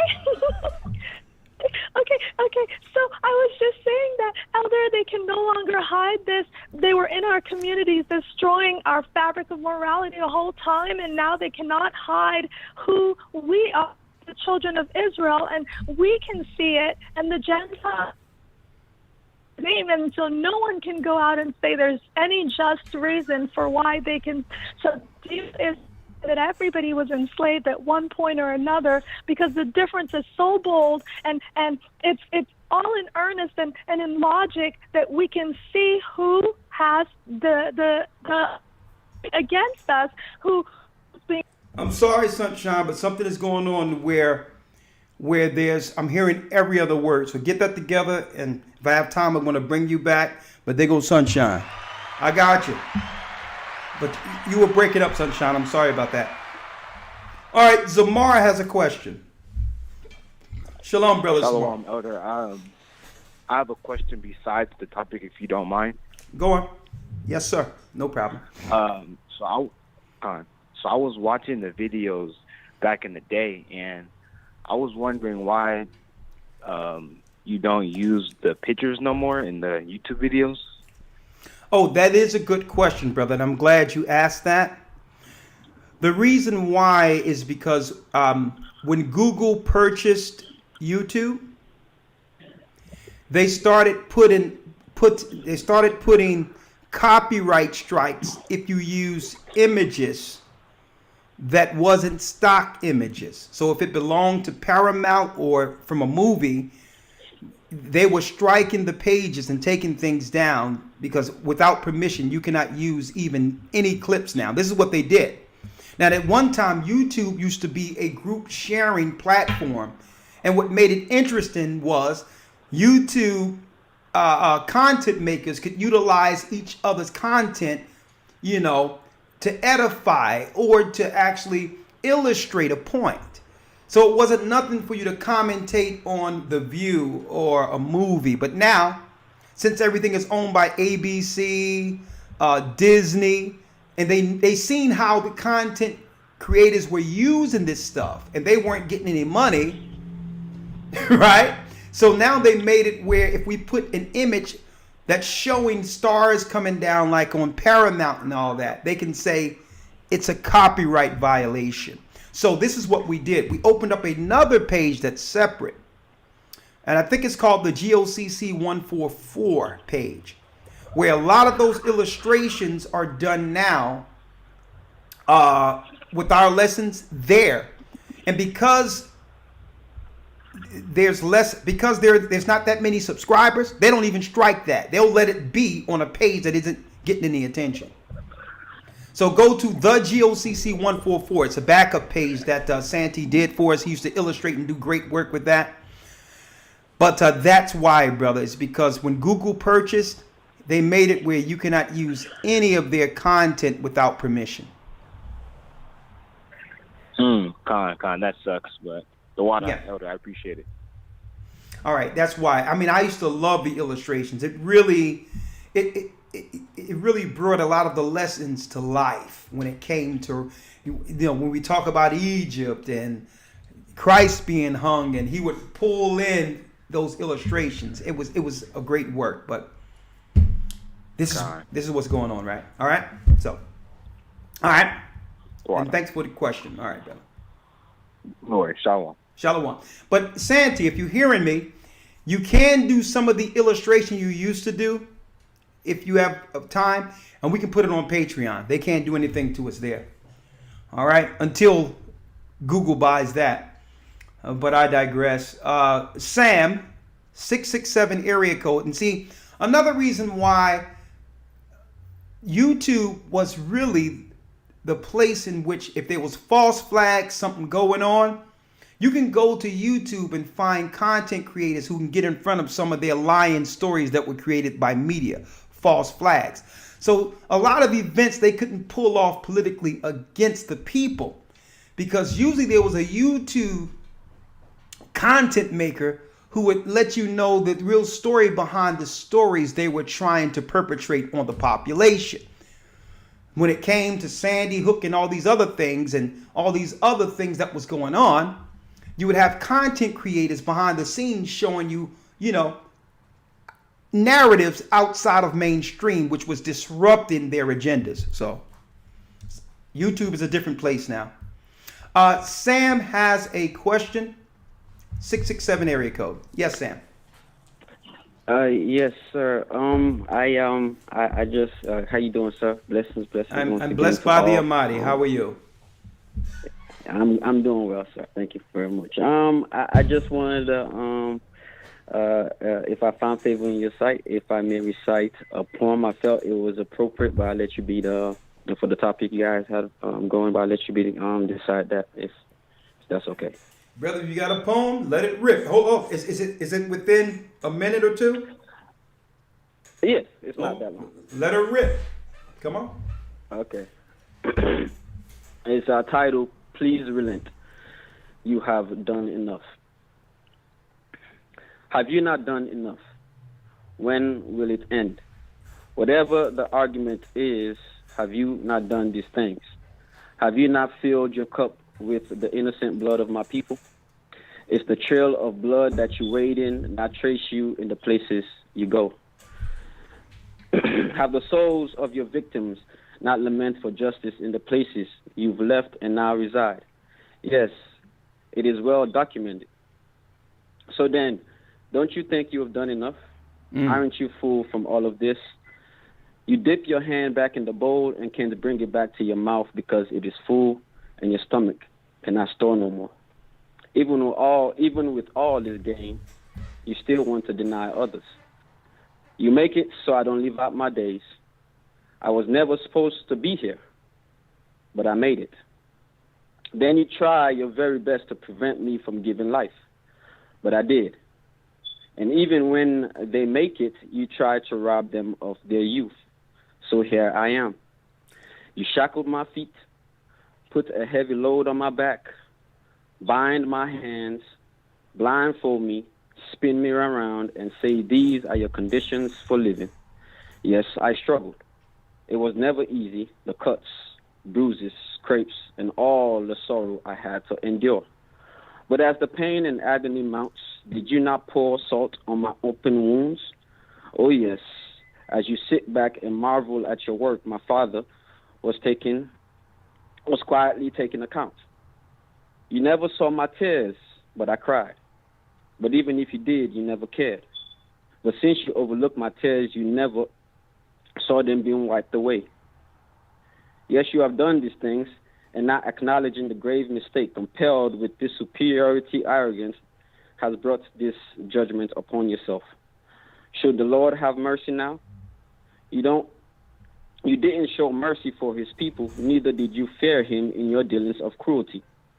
It would be wise to save yourself some extra lashes if you fall back now. So you know that which you have already done will never go unpunished. All this time you are concerned about him you're concerned about me instead of him. Massive blunder. My advice, please relent. You have already done more than enough. That's it. Praise the Most High. Great poem. Thank you, my brother. I really appreciate that. Great, great, great work. I appreciate you, God brother. bless. All right. And thank you for allowing me to recite it. God Hey, bless. brother, anytime. You're gifted. Anytime you have something, hey, you probably can write some songs too, but anytime you have... I got plenty more, sir. Okay, I got plenty more. Hey, So well, whenever- hey, man, well, hey, you can bring one in almost every week. Hey, bring it. All right? Hey, if you allow me, I bring them. I bring them, sir. Come on, I come bring on. 'em. Yeah. You'll be our Yeah. residential poet. Thank you, my brother. All right, great work, Sam. All right. All right, God bless. Bless you. 336 area code. Shalom, Elder. Shalom. How are you? Doing well, blessed by the best, and his name is Ahaya. How about yourself? Oh, yeah. Hey, I'm the same. Blessed by the best, and his name is Aya. Talk to me, my brother. Khan, it's going to be brief. I want to first say the water for all the work that has been done. I'm in the Hebrew and Bible Academy. Brothers and sisters, definitely get in there. There's some deep information being brought out. All glory to the Most High. The work is being done. And, you know, just as a quick comment towards all that's going on in the earth, throughout wars and rumors of wars, we are not to be afraid. We are not to fear. The Most High is on our side. And if we are with the Most High, He is with us. Who can stand against us? All right. That's all I have to say. Thank you, my brother. Bless you. You're welcome. Oh, yeah. Another thing that came out briefly in the academy is that Esau is not just the father of lies when it comes to modern day Roman Christianity. He's also the father of lies when it comes to modern day Islam. Okay? During the time of their crusades, there was a family of Edomites mixed with Ishmaelites that actually carried Islam to the next level to destroy and made that an institution that will eventually destroy our people and divide our people between Christianity and Islam. But it was really Esau at the helm of both of it. It was Esau linked in with Ishmael. There was another family of Esau who had children with the daughters of Ishmael. And that particular family spread out near Iran and different areas around there and became, that's right, a Muslim powerhouse during the time of the Crusades. So if we ran away from Christianity believing it was a white man religion, Esau would catch us when we fled to him under Islam. Folks, both of those religions were concocted against us by Esau. Even though Ishmael's narrative with Muhammad being a prophet, it was Esau who orchestrated the Arabic Catholic Church that's now called Islam. Hey, but I'm going to go into that more when we break down the religions, Islam and Judaism in the academy. All right, next call. Someone has their hand raised, 202 area code. Yes, hello. How are you? I'm fine. Thank you. Well, I'm not fine. I'm not fine, but I'm praying. You did a show on what they don't tell us in the churches, and I spoke with you then around the memorial of blowing the trumpets, and I never received a call. I was trying to receive a call from you. My name is Christina. I don't know if you remember around the memorial of blowing the trumpet. I remember. So are you calling to say that you would like a call? Is that Yes. Okay. All right. So what area do you live in? I live in Maryland, but I'm from D.C. Okay. I have been affiliated a little bit with the D.C. sector of GOCC. I've been to the memorial blowing the trumpet. Okay. And a couple of Sabbaths. Okay. Well, this is what I'm gonna do, sister, because I like to keep things within. I don't want to digress off the topic because it'll take away from. I know. It would take away from the spirit of the show. All right. That's why. I mean, I apologize. You know what I mean. But I will take your name, and we'll get somebody to call you. But I really want to keep this within the frame of the topic, so to edify for those who came here. All right, for the information this evening. Let me have your name. Okay. Christina. Okay, Christina. I'll make Christina. sure. Okay, I'll make sure someone call you. Okay. Okay. Do I need to hold for them to get my number because last time I wasn't sure. I wrote down your number, sister. I wrote it down. Okay. All right. Thank you. All right. You're welcome. I'll have Elder Gabar reach you. Okay. Thank you. All right. Okay. And yes, you're right on it. Someone put out there, was it the Ottoman Empire? They are associated with it, absolutely. But there's a certain name of a family that created the Ottoman Empire that was part Esau and part Ishmael. This is where you get the lie out there that the Edomites are really the Arabians. What they're not telling you is there's a family within the Middle East that is Esau and part Arab. Okay? And the Ottoman Empire, the Turks and all that are a part of that family. You are absolutely correct. The worst thing that could have happened to our people in America that believed in the Bible was the infiltration of Islam, where they made us believe that Islam was a black religion or an alternative religion for the black man, not realizing that the Arabs, that's right, Ishmael and all that enslaved, they still enslaving our people. They did all that before Edomites did it. So they was able to come in at a key point politically to sell us Islam as an alternative religion by claiming that Christianity or the Bible was a white man's book. It was an infiltration, divide and conquer at its best. It was made to lure us out of the book when all of our great leaders over in America were inspired by the Bible. Every last one of them were inspired. So this is why they had to come up with a new political plan to make us believe Islam was associated with us in the past. More deception to get us out of the record. To do what? To misdirect us out of the book so that we wouldn't know and we couldn't find out that we are and we're always the children of Israel. All right, let's go down the line here because I have songs to sing. 233 area code, but I would miss these conversations. There's no way I was going to skip tonight. Okay, I'm here. I'm in the place we usually do the academy, and we have our studio here. And right after this, I'm going to the vocal booth. So, 233 area code. I think this is Africa. Yes, sir. Zumil. Shalom, Elder. Who does? Limwell. Limwell. Talk to me, Limwell. How are you? Yes, please. Yes, sir. Fine, thank you. I'm blessed by the Most High. And how are you, sir? I'm blessed by the Almighty. Floor is yours. All praises. Good to hear from you. We thank the Most High for your life. Well, we thank the Most High for the work being done. Yes, he said, a short work will you do in righteousness and cut it short in righteousness. We thank the Most High for your life.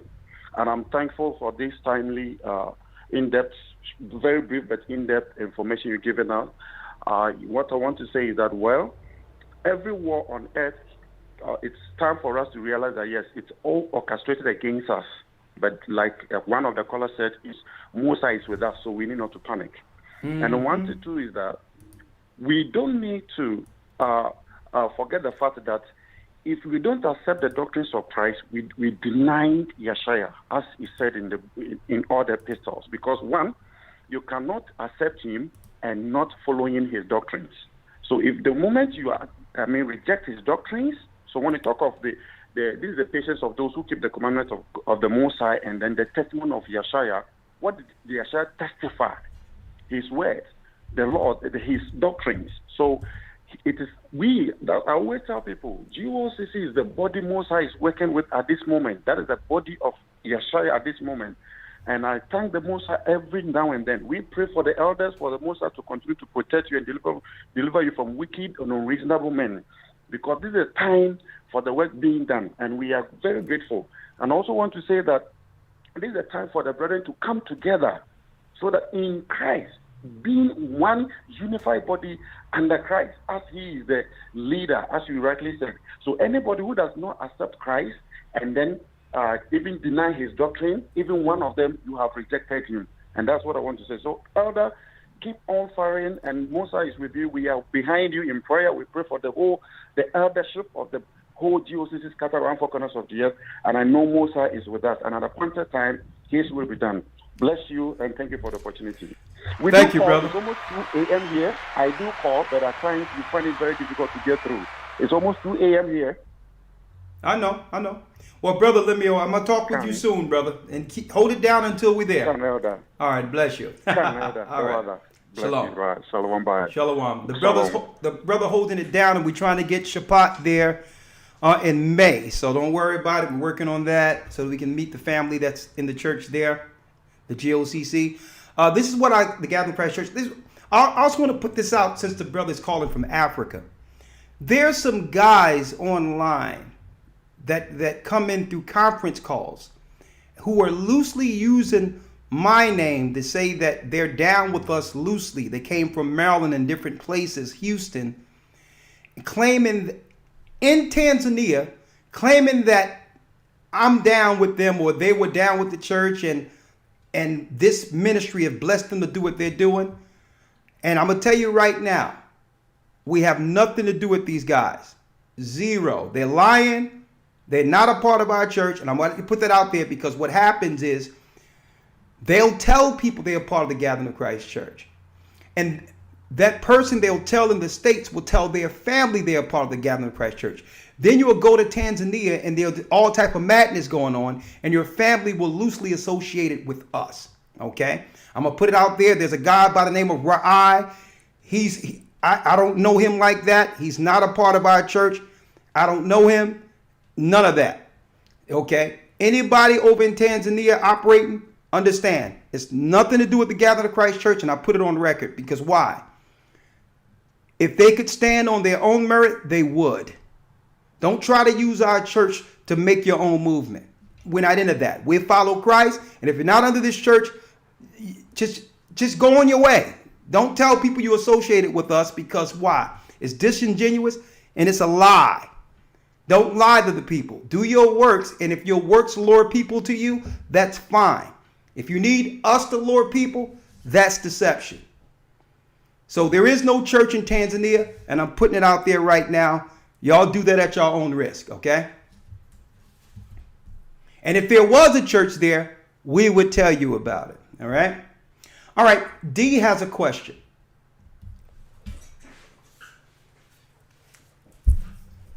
.519 area code.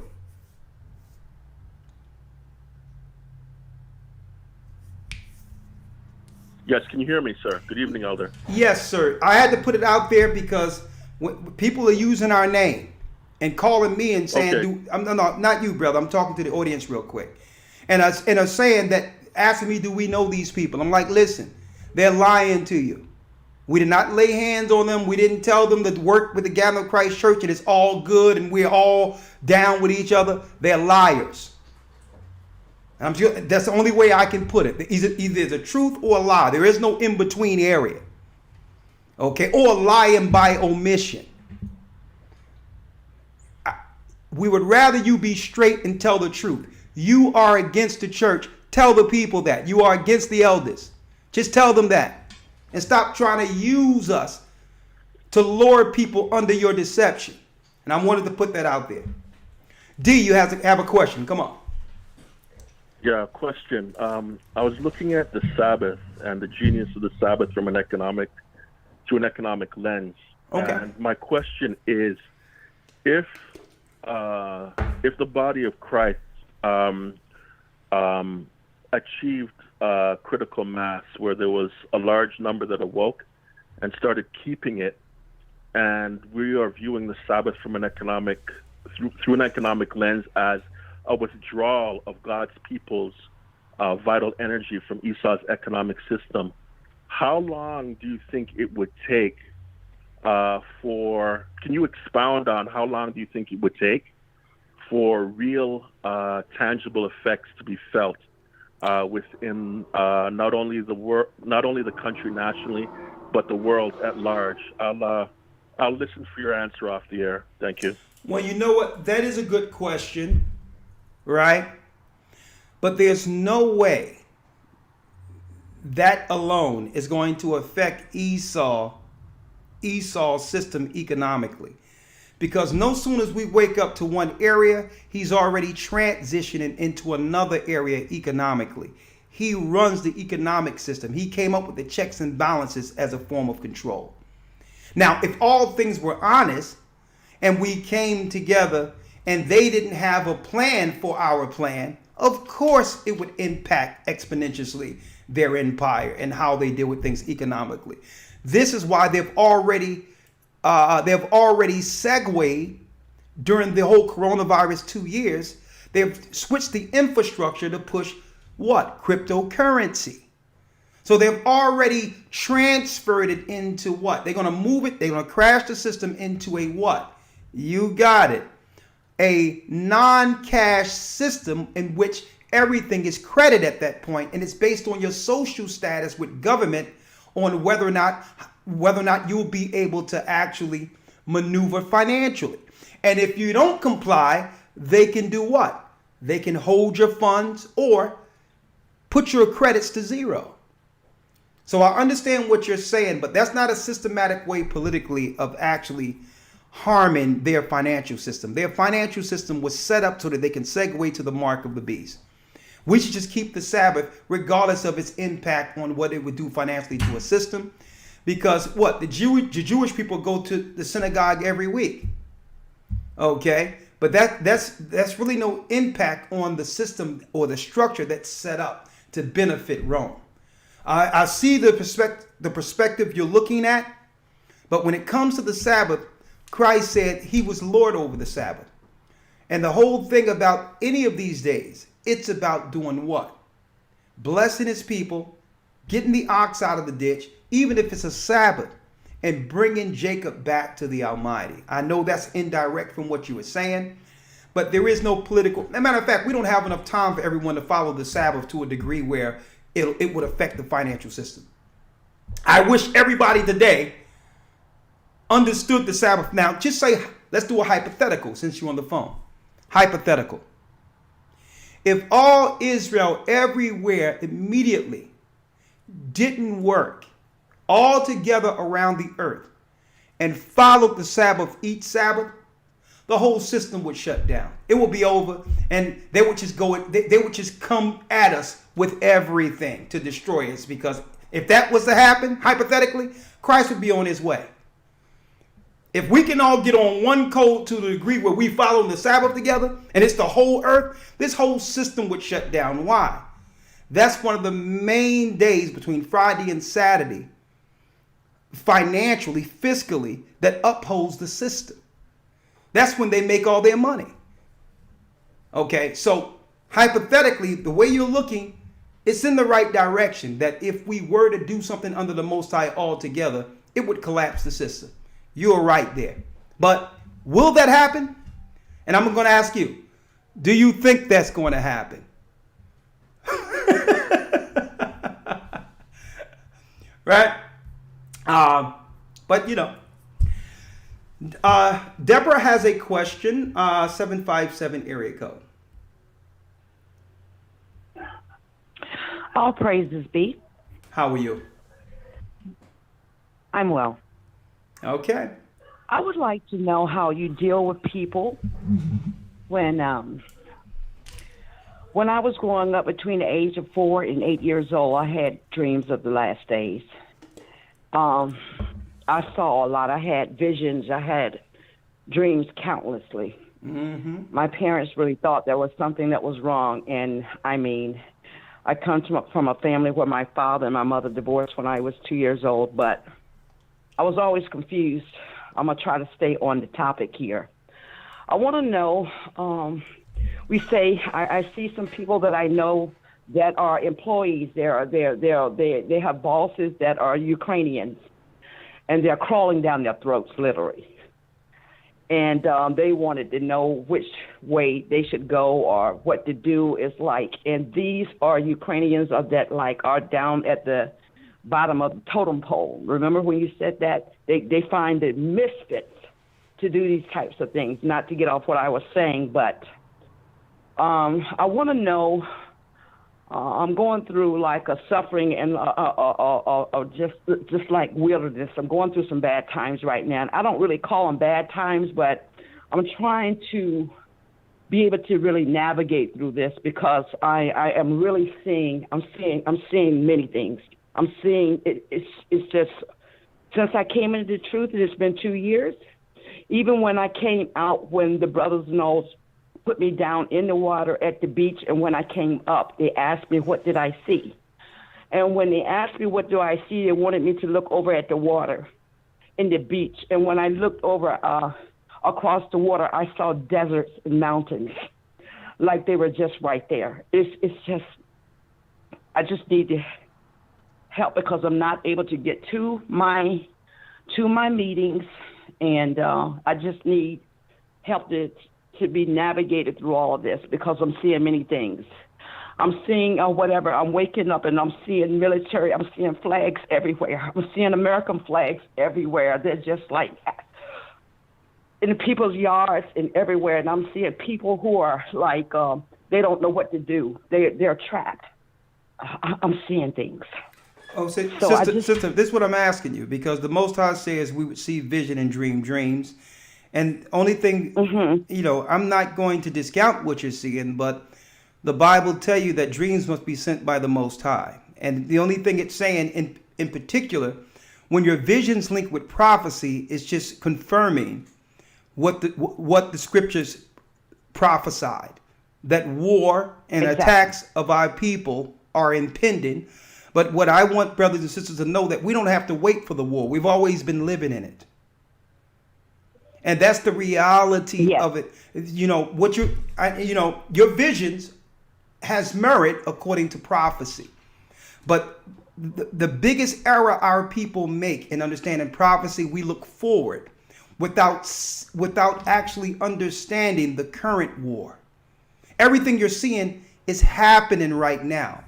Joe Biden is giving our people, the same people that marched for civil rights and for inequality and was hung on trees, crack pipes right now. Okay? Drug paraphernalia. So what I'm saying is, yes, what you're seeing is prophetic, but all in all, sister, there's another vision. Okay. The vision is the door that Christ said that he would open to hedge those who can see. So what we are not to be is afraid. What we are not to be, we are not to have anxiety. We are to deal with this in peace and see the world as Christ see it, to help our people out of this. So what I would suggest... I think my opinion... No, listen. I'm not talking about you in particular. You have to realize when I'm before the people, we before 2,000 people. And everything I say has an effect. And everything you say might resonate and have an effect. And while you don't mean it anyway, certain individuals can hear what you're saying right now and begin to panic, whether you understand it or not. So that's why I have to be the one who level things and have you understand that there's many of us have seen visions, but one thing I don't do, I understand when I see a vision or the Most High show me something in a dream, I know for sure that it's for me. It's the Most High warning me of how close things are. And what I do, instead of telling people what the Most High have shown me, if it's in my heart to understand it according to the word, I put forth a lesson according to the prophecies coming based on what I see. And the people see the what? The prophecies of God out of the word. Because that gives the that now brings the balance. So what you do is when you see those, it's for you to go into the Bible and find those prophecies to confirm what you showed. Knowing how close we are to those prophecies, and that's when you open the book to show others. You understand? Okay. I think I do. I think what's going on here is that, I tried at a couple of academies and I was like short of maybe 2 weeks. There's been different things that I've done wherein I was like intercepted, and trying to get them done through the word. Listen. This is what raises my anxiety, I guess. I understand, but listen to me, sister, right? There's a lot of things going on, running through your mind, right? A lot of things going on, right? From the war, from the Ukraine, from when you were growing up. There's a lot of things running there. Coming out of the water, seeing the mountain, and all these things.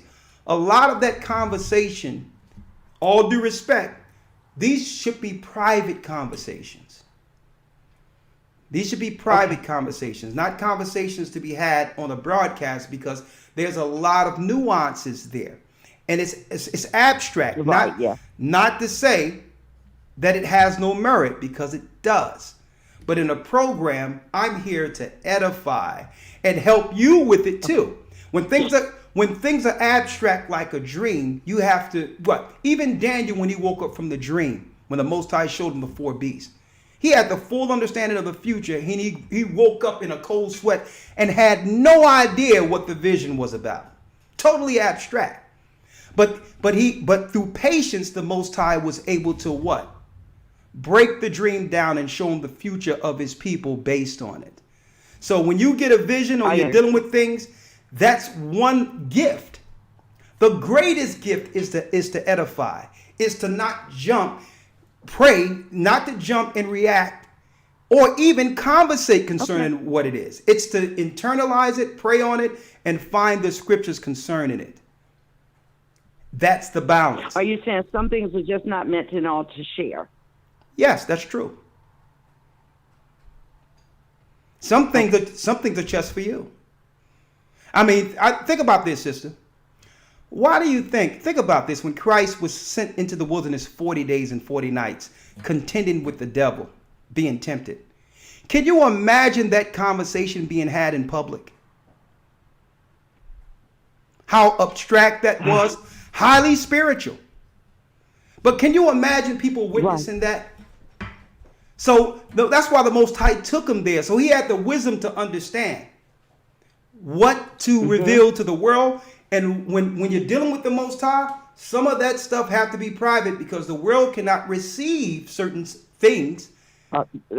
You know what I mean? True. So either you want to edify, or it can do the reverse if you don't use wisdom with a gift. Got it? Right. I got that. And then one other thing, and I'm trying to. I'm just going through a little wilderness myself, and I just wanted to know. Listen, if you're able to help me to get through the academy. Okay. So you can't. You're in the academy, and you can't afford to actually go forward. Is what you're saying? You need to help. Well, right now, and or whatever, I'm having some hardship. So yes, don't worry, sister. Don't worry about that hardship. I'll take your name, and we'll make sure you're in the rest of the academy. That's no problem. Okay, no, I haven't even started. I have missed the 4 classes. Okay, well, we're talking about the war on Israelites within our communities, okay? I just wanted to add that before I got off the phone and see if that, if it was possible, if it's not. Sister, I said yes. Okay. All right, I'm going to put you on hold and take down your number, and we'll get you in, okay? All right. Bless you. All right. All right, let's see. Hold on.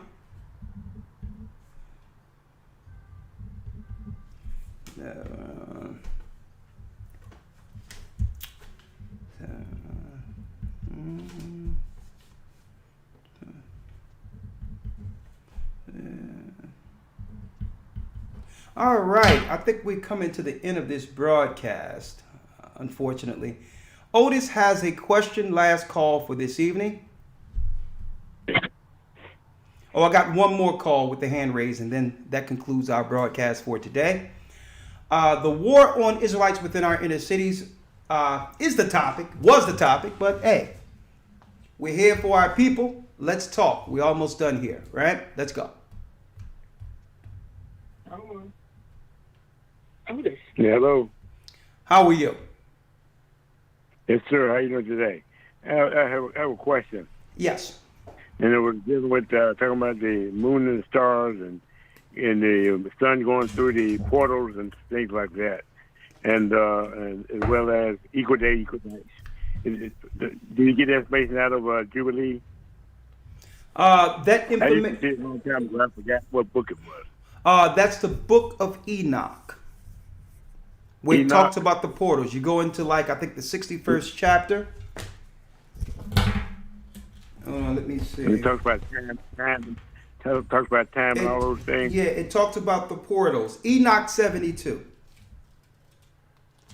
Enoch 72. Enoch 72 breaks down how the moon follows the sun into portals on a 364-day cycle. Yes, sir. I believe you're right because I went through Jubilee and I couldn't find it, so I will do that. Thank you very much, sir. Well, in the book of Jubilee, okay, in the book of Jubilees, I believe it's the 6th chapter. Let me check real quick. Okay. In the book of Jubilees, the 6th chapter, the Most High told Moses, make sure when our people follow the Sabbath, they're not to use the moon only, or they'll come up 10 days short. And then at that time, our people will begin to do what? Worship on the wrong day. Make a holy day a profane day, like what has happened now. So he says, make sure the Israelites keep 364 days only. And don't forget in Daniel 7:25, it tells us the Roman Empire would think to change times and laws. They would come up with new calendars to get the Israelites off of that original schedule given through Moses. All right. So it doesn't matter what they think to do. The Most High have always had his cycles of years 364. A matter of fact, we're not even in the year 2022. We're not even in the year 2000. We're not even in the year 1800 according to the Most High cycles. The Roman Empire, they are liars. They're deceivers. Okay? So we went into slavery and we woke up in another time. But thank the Most High for the truth in his Sabbaths. He put us right back on time. And this is why you notice when I referred, I went straight to this calendar that had the scriptures up in it. Even though we put it together, we put it together with what the Most High gave us with all the records. When it says the earth shall help the woman, the Most High gave us the original time. And guess what? We don't have much time. And a matter of fact, the apex of a lot of this will be 2033. You see the Masons use that 33. A lot of this is going to come to an apex around 2033. All right, so I'll put that out there right now. All right. So let me place you on hold. Thank you, my brother. Thank you very much, sir. All right, you're welcome. Bye-bye. All right, I think that concludes our broadcast. Last call, Alan has a comment. Shalom, Elder. Shalom, you're the last call for tonight. A sax player. Oh, man. From Cleveland. Brother, that's the spirit of the Most High because we're right here in the studio. Right now. Mm-hmm. So, Micah Allah leaves. Matter of fact, don't worry about it. I'm going to put down your number right here. And we're gonna talk. All right? Okay. Sax player, but from Cleveland. Yeah. But go ahead, talk to me. You got something to say? Yeah, the crack epidemic and stuff like that. It's a guy that played with me. He played with the Delphonics, a famous black group. Yeah. He died, and he was using crack cocaine. And he had an apartment where he just had to pay $25 a month, and he couldn't play that. And I'm burying him next week, man. Man, I'm sorry to hear that. I wasn't here in the country. He's a great guy. You know, he's a very good musician. You know, I don't know if you got that yet. I didn't know that. I didn't know that. Keyboards on that stuff. Poochie from the Delphonics when we were children. Believe it or not, when my brothers were signed to a group, Poochie from the Delphonics, he wrote really our first song as kids. Wow. To get the deal. Wow. Yeah. Wow. We was introduced. Wow. We was working through Sunburst concerts here in Philadelphia, and Poochie from the Delphonics had a song, "Where Did My True Love Go?" And I was Did you work with Gamma and Huff? Yeah. Did you work with Gamma and Huff? I worked with them before. Yeah. Early in age too. I worked with them. You know, but you know, Kenny Gamble was like, "Listen, y'all dealing with puppy love and all that." You know, Kenny. You know, he's like, "Come back after a few heartbreaks," right? Yeah, I have my CD. I'm releasing my CD with a musician that I getting him baptized in the church there in Cleveland. And I got him into the academy. I paid for his singing academy. He's learning. He's watching you. And praise the Most High. You know, get into it. He's an excellent musician, man. He's playing with me on that stuff too. And it's like, all right. I wasn't even in this country when crack cocaine came out. I was 37 years. I was out this country. I came back here in 2004. Well, brother, it's like this: the war on Israelites within our community, and I'm glad you're highlighting a lot of what we've all lost loved ones personally due to the crack epidemic, which is the real war. I could care less about what's going on with Ukraine. I don't want to hear nothing about another war between two ruling classes. That's a false flag, and that's a bunch of smoke screens. Yeah, I don't want to hear nothing about two controlling classes who have always destroyed our people. I could care less. Okay, the real war is going on against Israel, and we have to get on code and get on the Most High's wavelength. All right, so brother, I'm going to place you on hold. People, brother. I know, brother. I'm gonna call you personally, and we're gonna talk off the show. Okay? Yeah, we need to hook up, brother. I got some nice stuff for you. I believe you. We'll talk. I got you. I wrote your number down. You got a beautiful voice, and I know how to do that call and answer like Earth, Wind, and Fire reasons. Okay, man. Hey, Bailey. I got you, brother. I mean, let's just bring back the old school. I got your call. I'm gonna make sure I call you up, and hey, we're gonna do that old school music. Bring some of that old school back, right? Well, that concludes our broadcast for this evening. I thank you all for your presence. Understand that the real war is on Israelites within our community. Our people need to stop falling for the politics, which leads to them only demoralizing and destroying us more.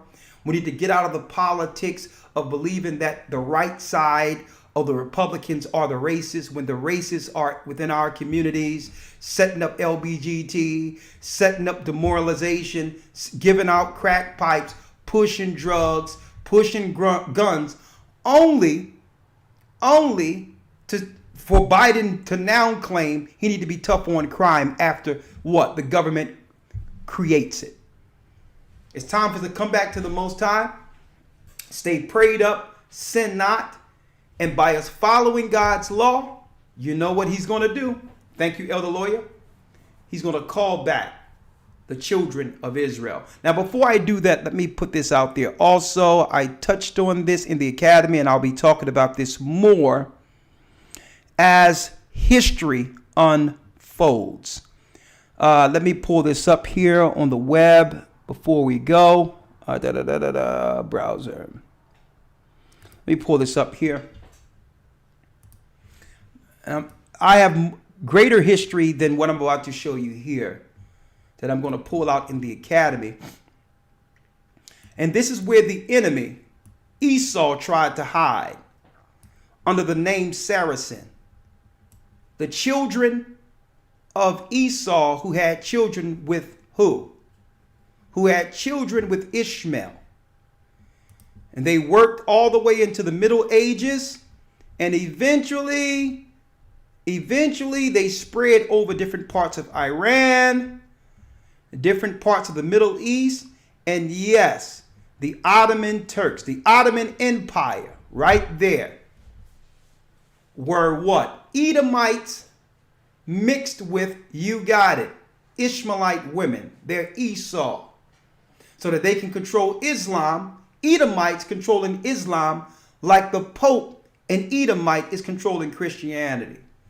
That and more will be discussed when we highlight the enemy who have destroyed and helped split the children of Israel. In this week's Academy, that's right, the split between Israel and Judah. And here it is. What is the mystery that brings Israelites together? This coming Academy. If that interests you, go to historytimes.org. Now with that, may the Most High be with you. Stay prayed up, sin not, and remember, it's the Most High calling back Israelites. The children of Israel, we're under attack in the communities. That has always been the real war. Don't care about what they're saying on the news. The war is in your communities. Look at our families. Look at our community. Look at our community. That's where the real war is. We need all these churches out of our community, and we need all these Muslims, these mosques out of our community. We need to come back to the Sabbath and renounce all false religion and all the immigrants that are coming over here destroying our people, bringing demons from their war-torn countries. All right? It's time for Israel to come back. Oh, yeah. Who's calling us back? Ahia. Ahia is his name. Shalom.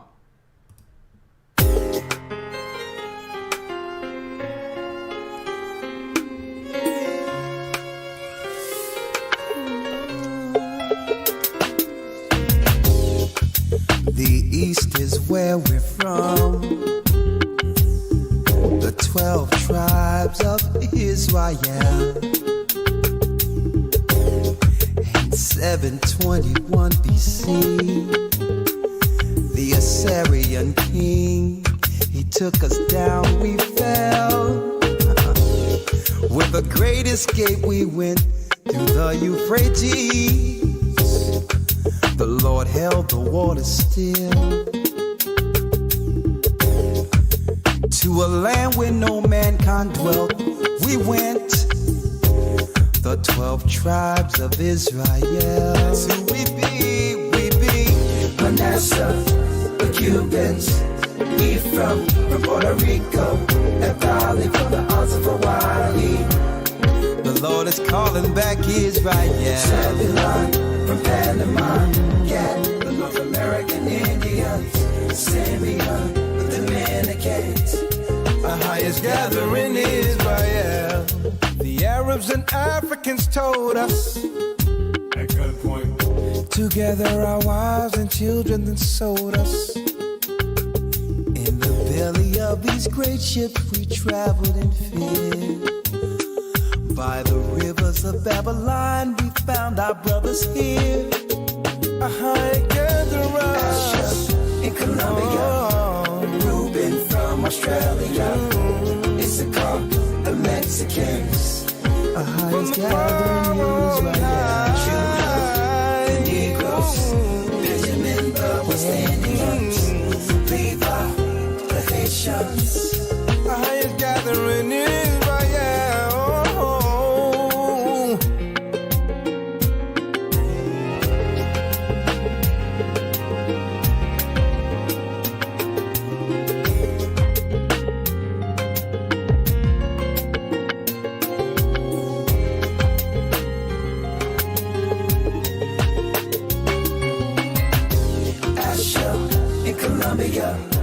Reuben from Australia, Issachar, the Mexicans.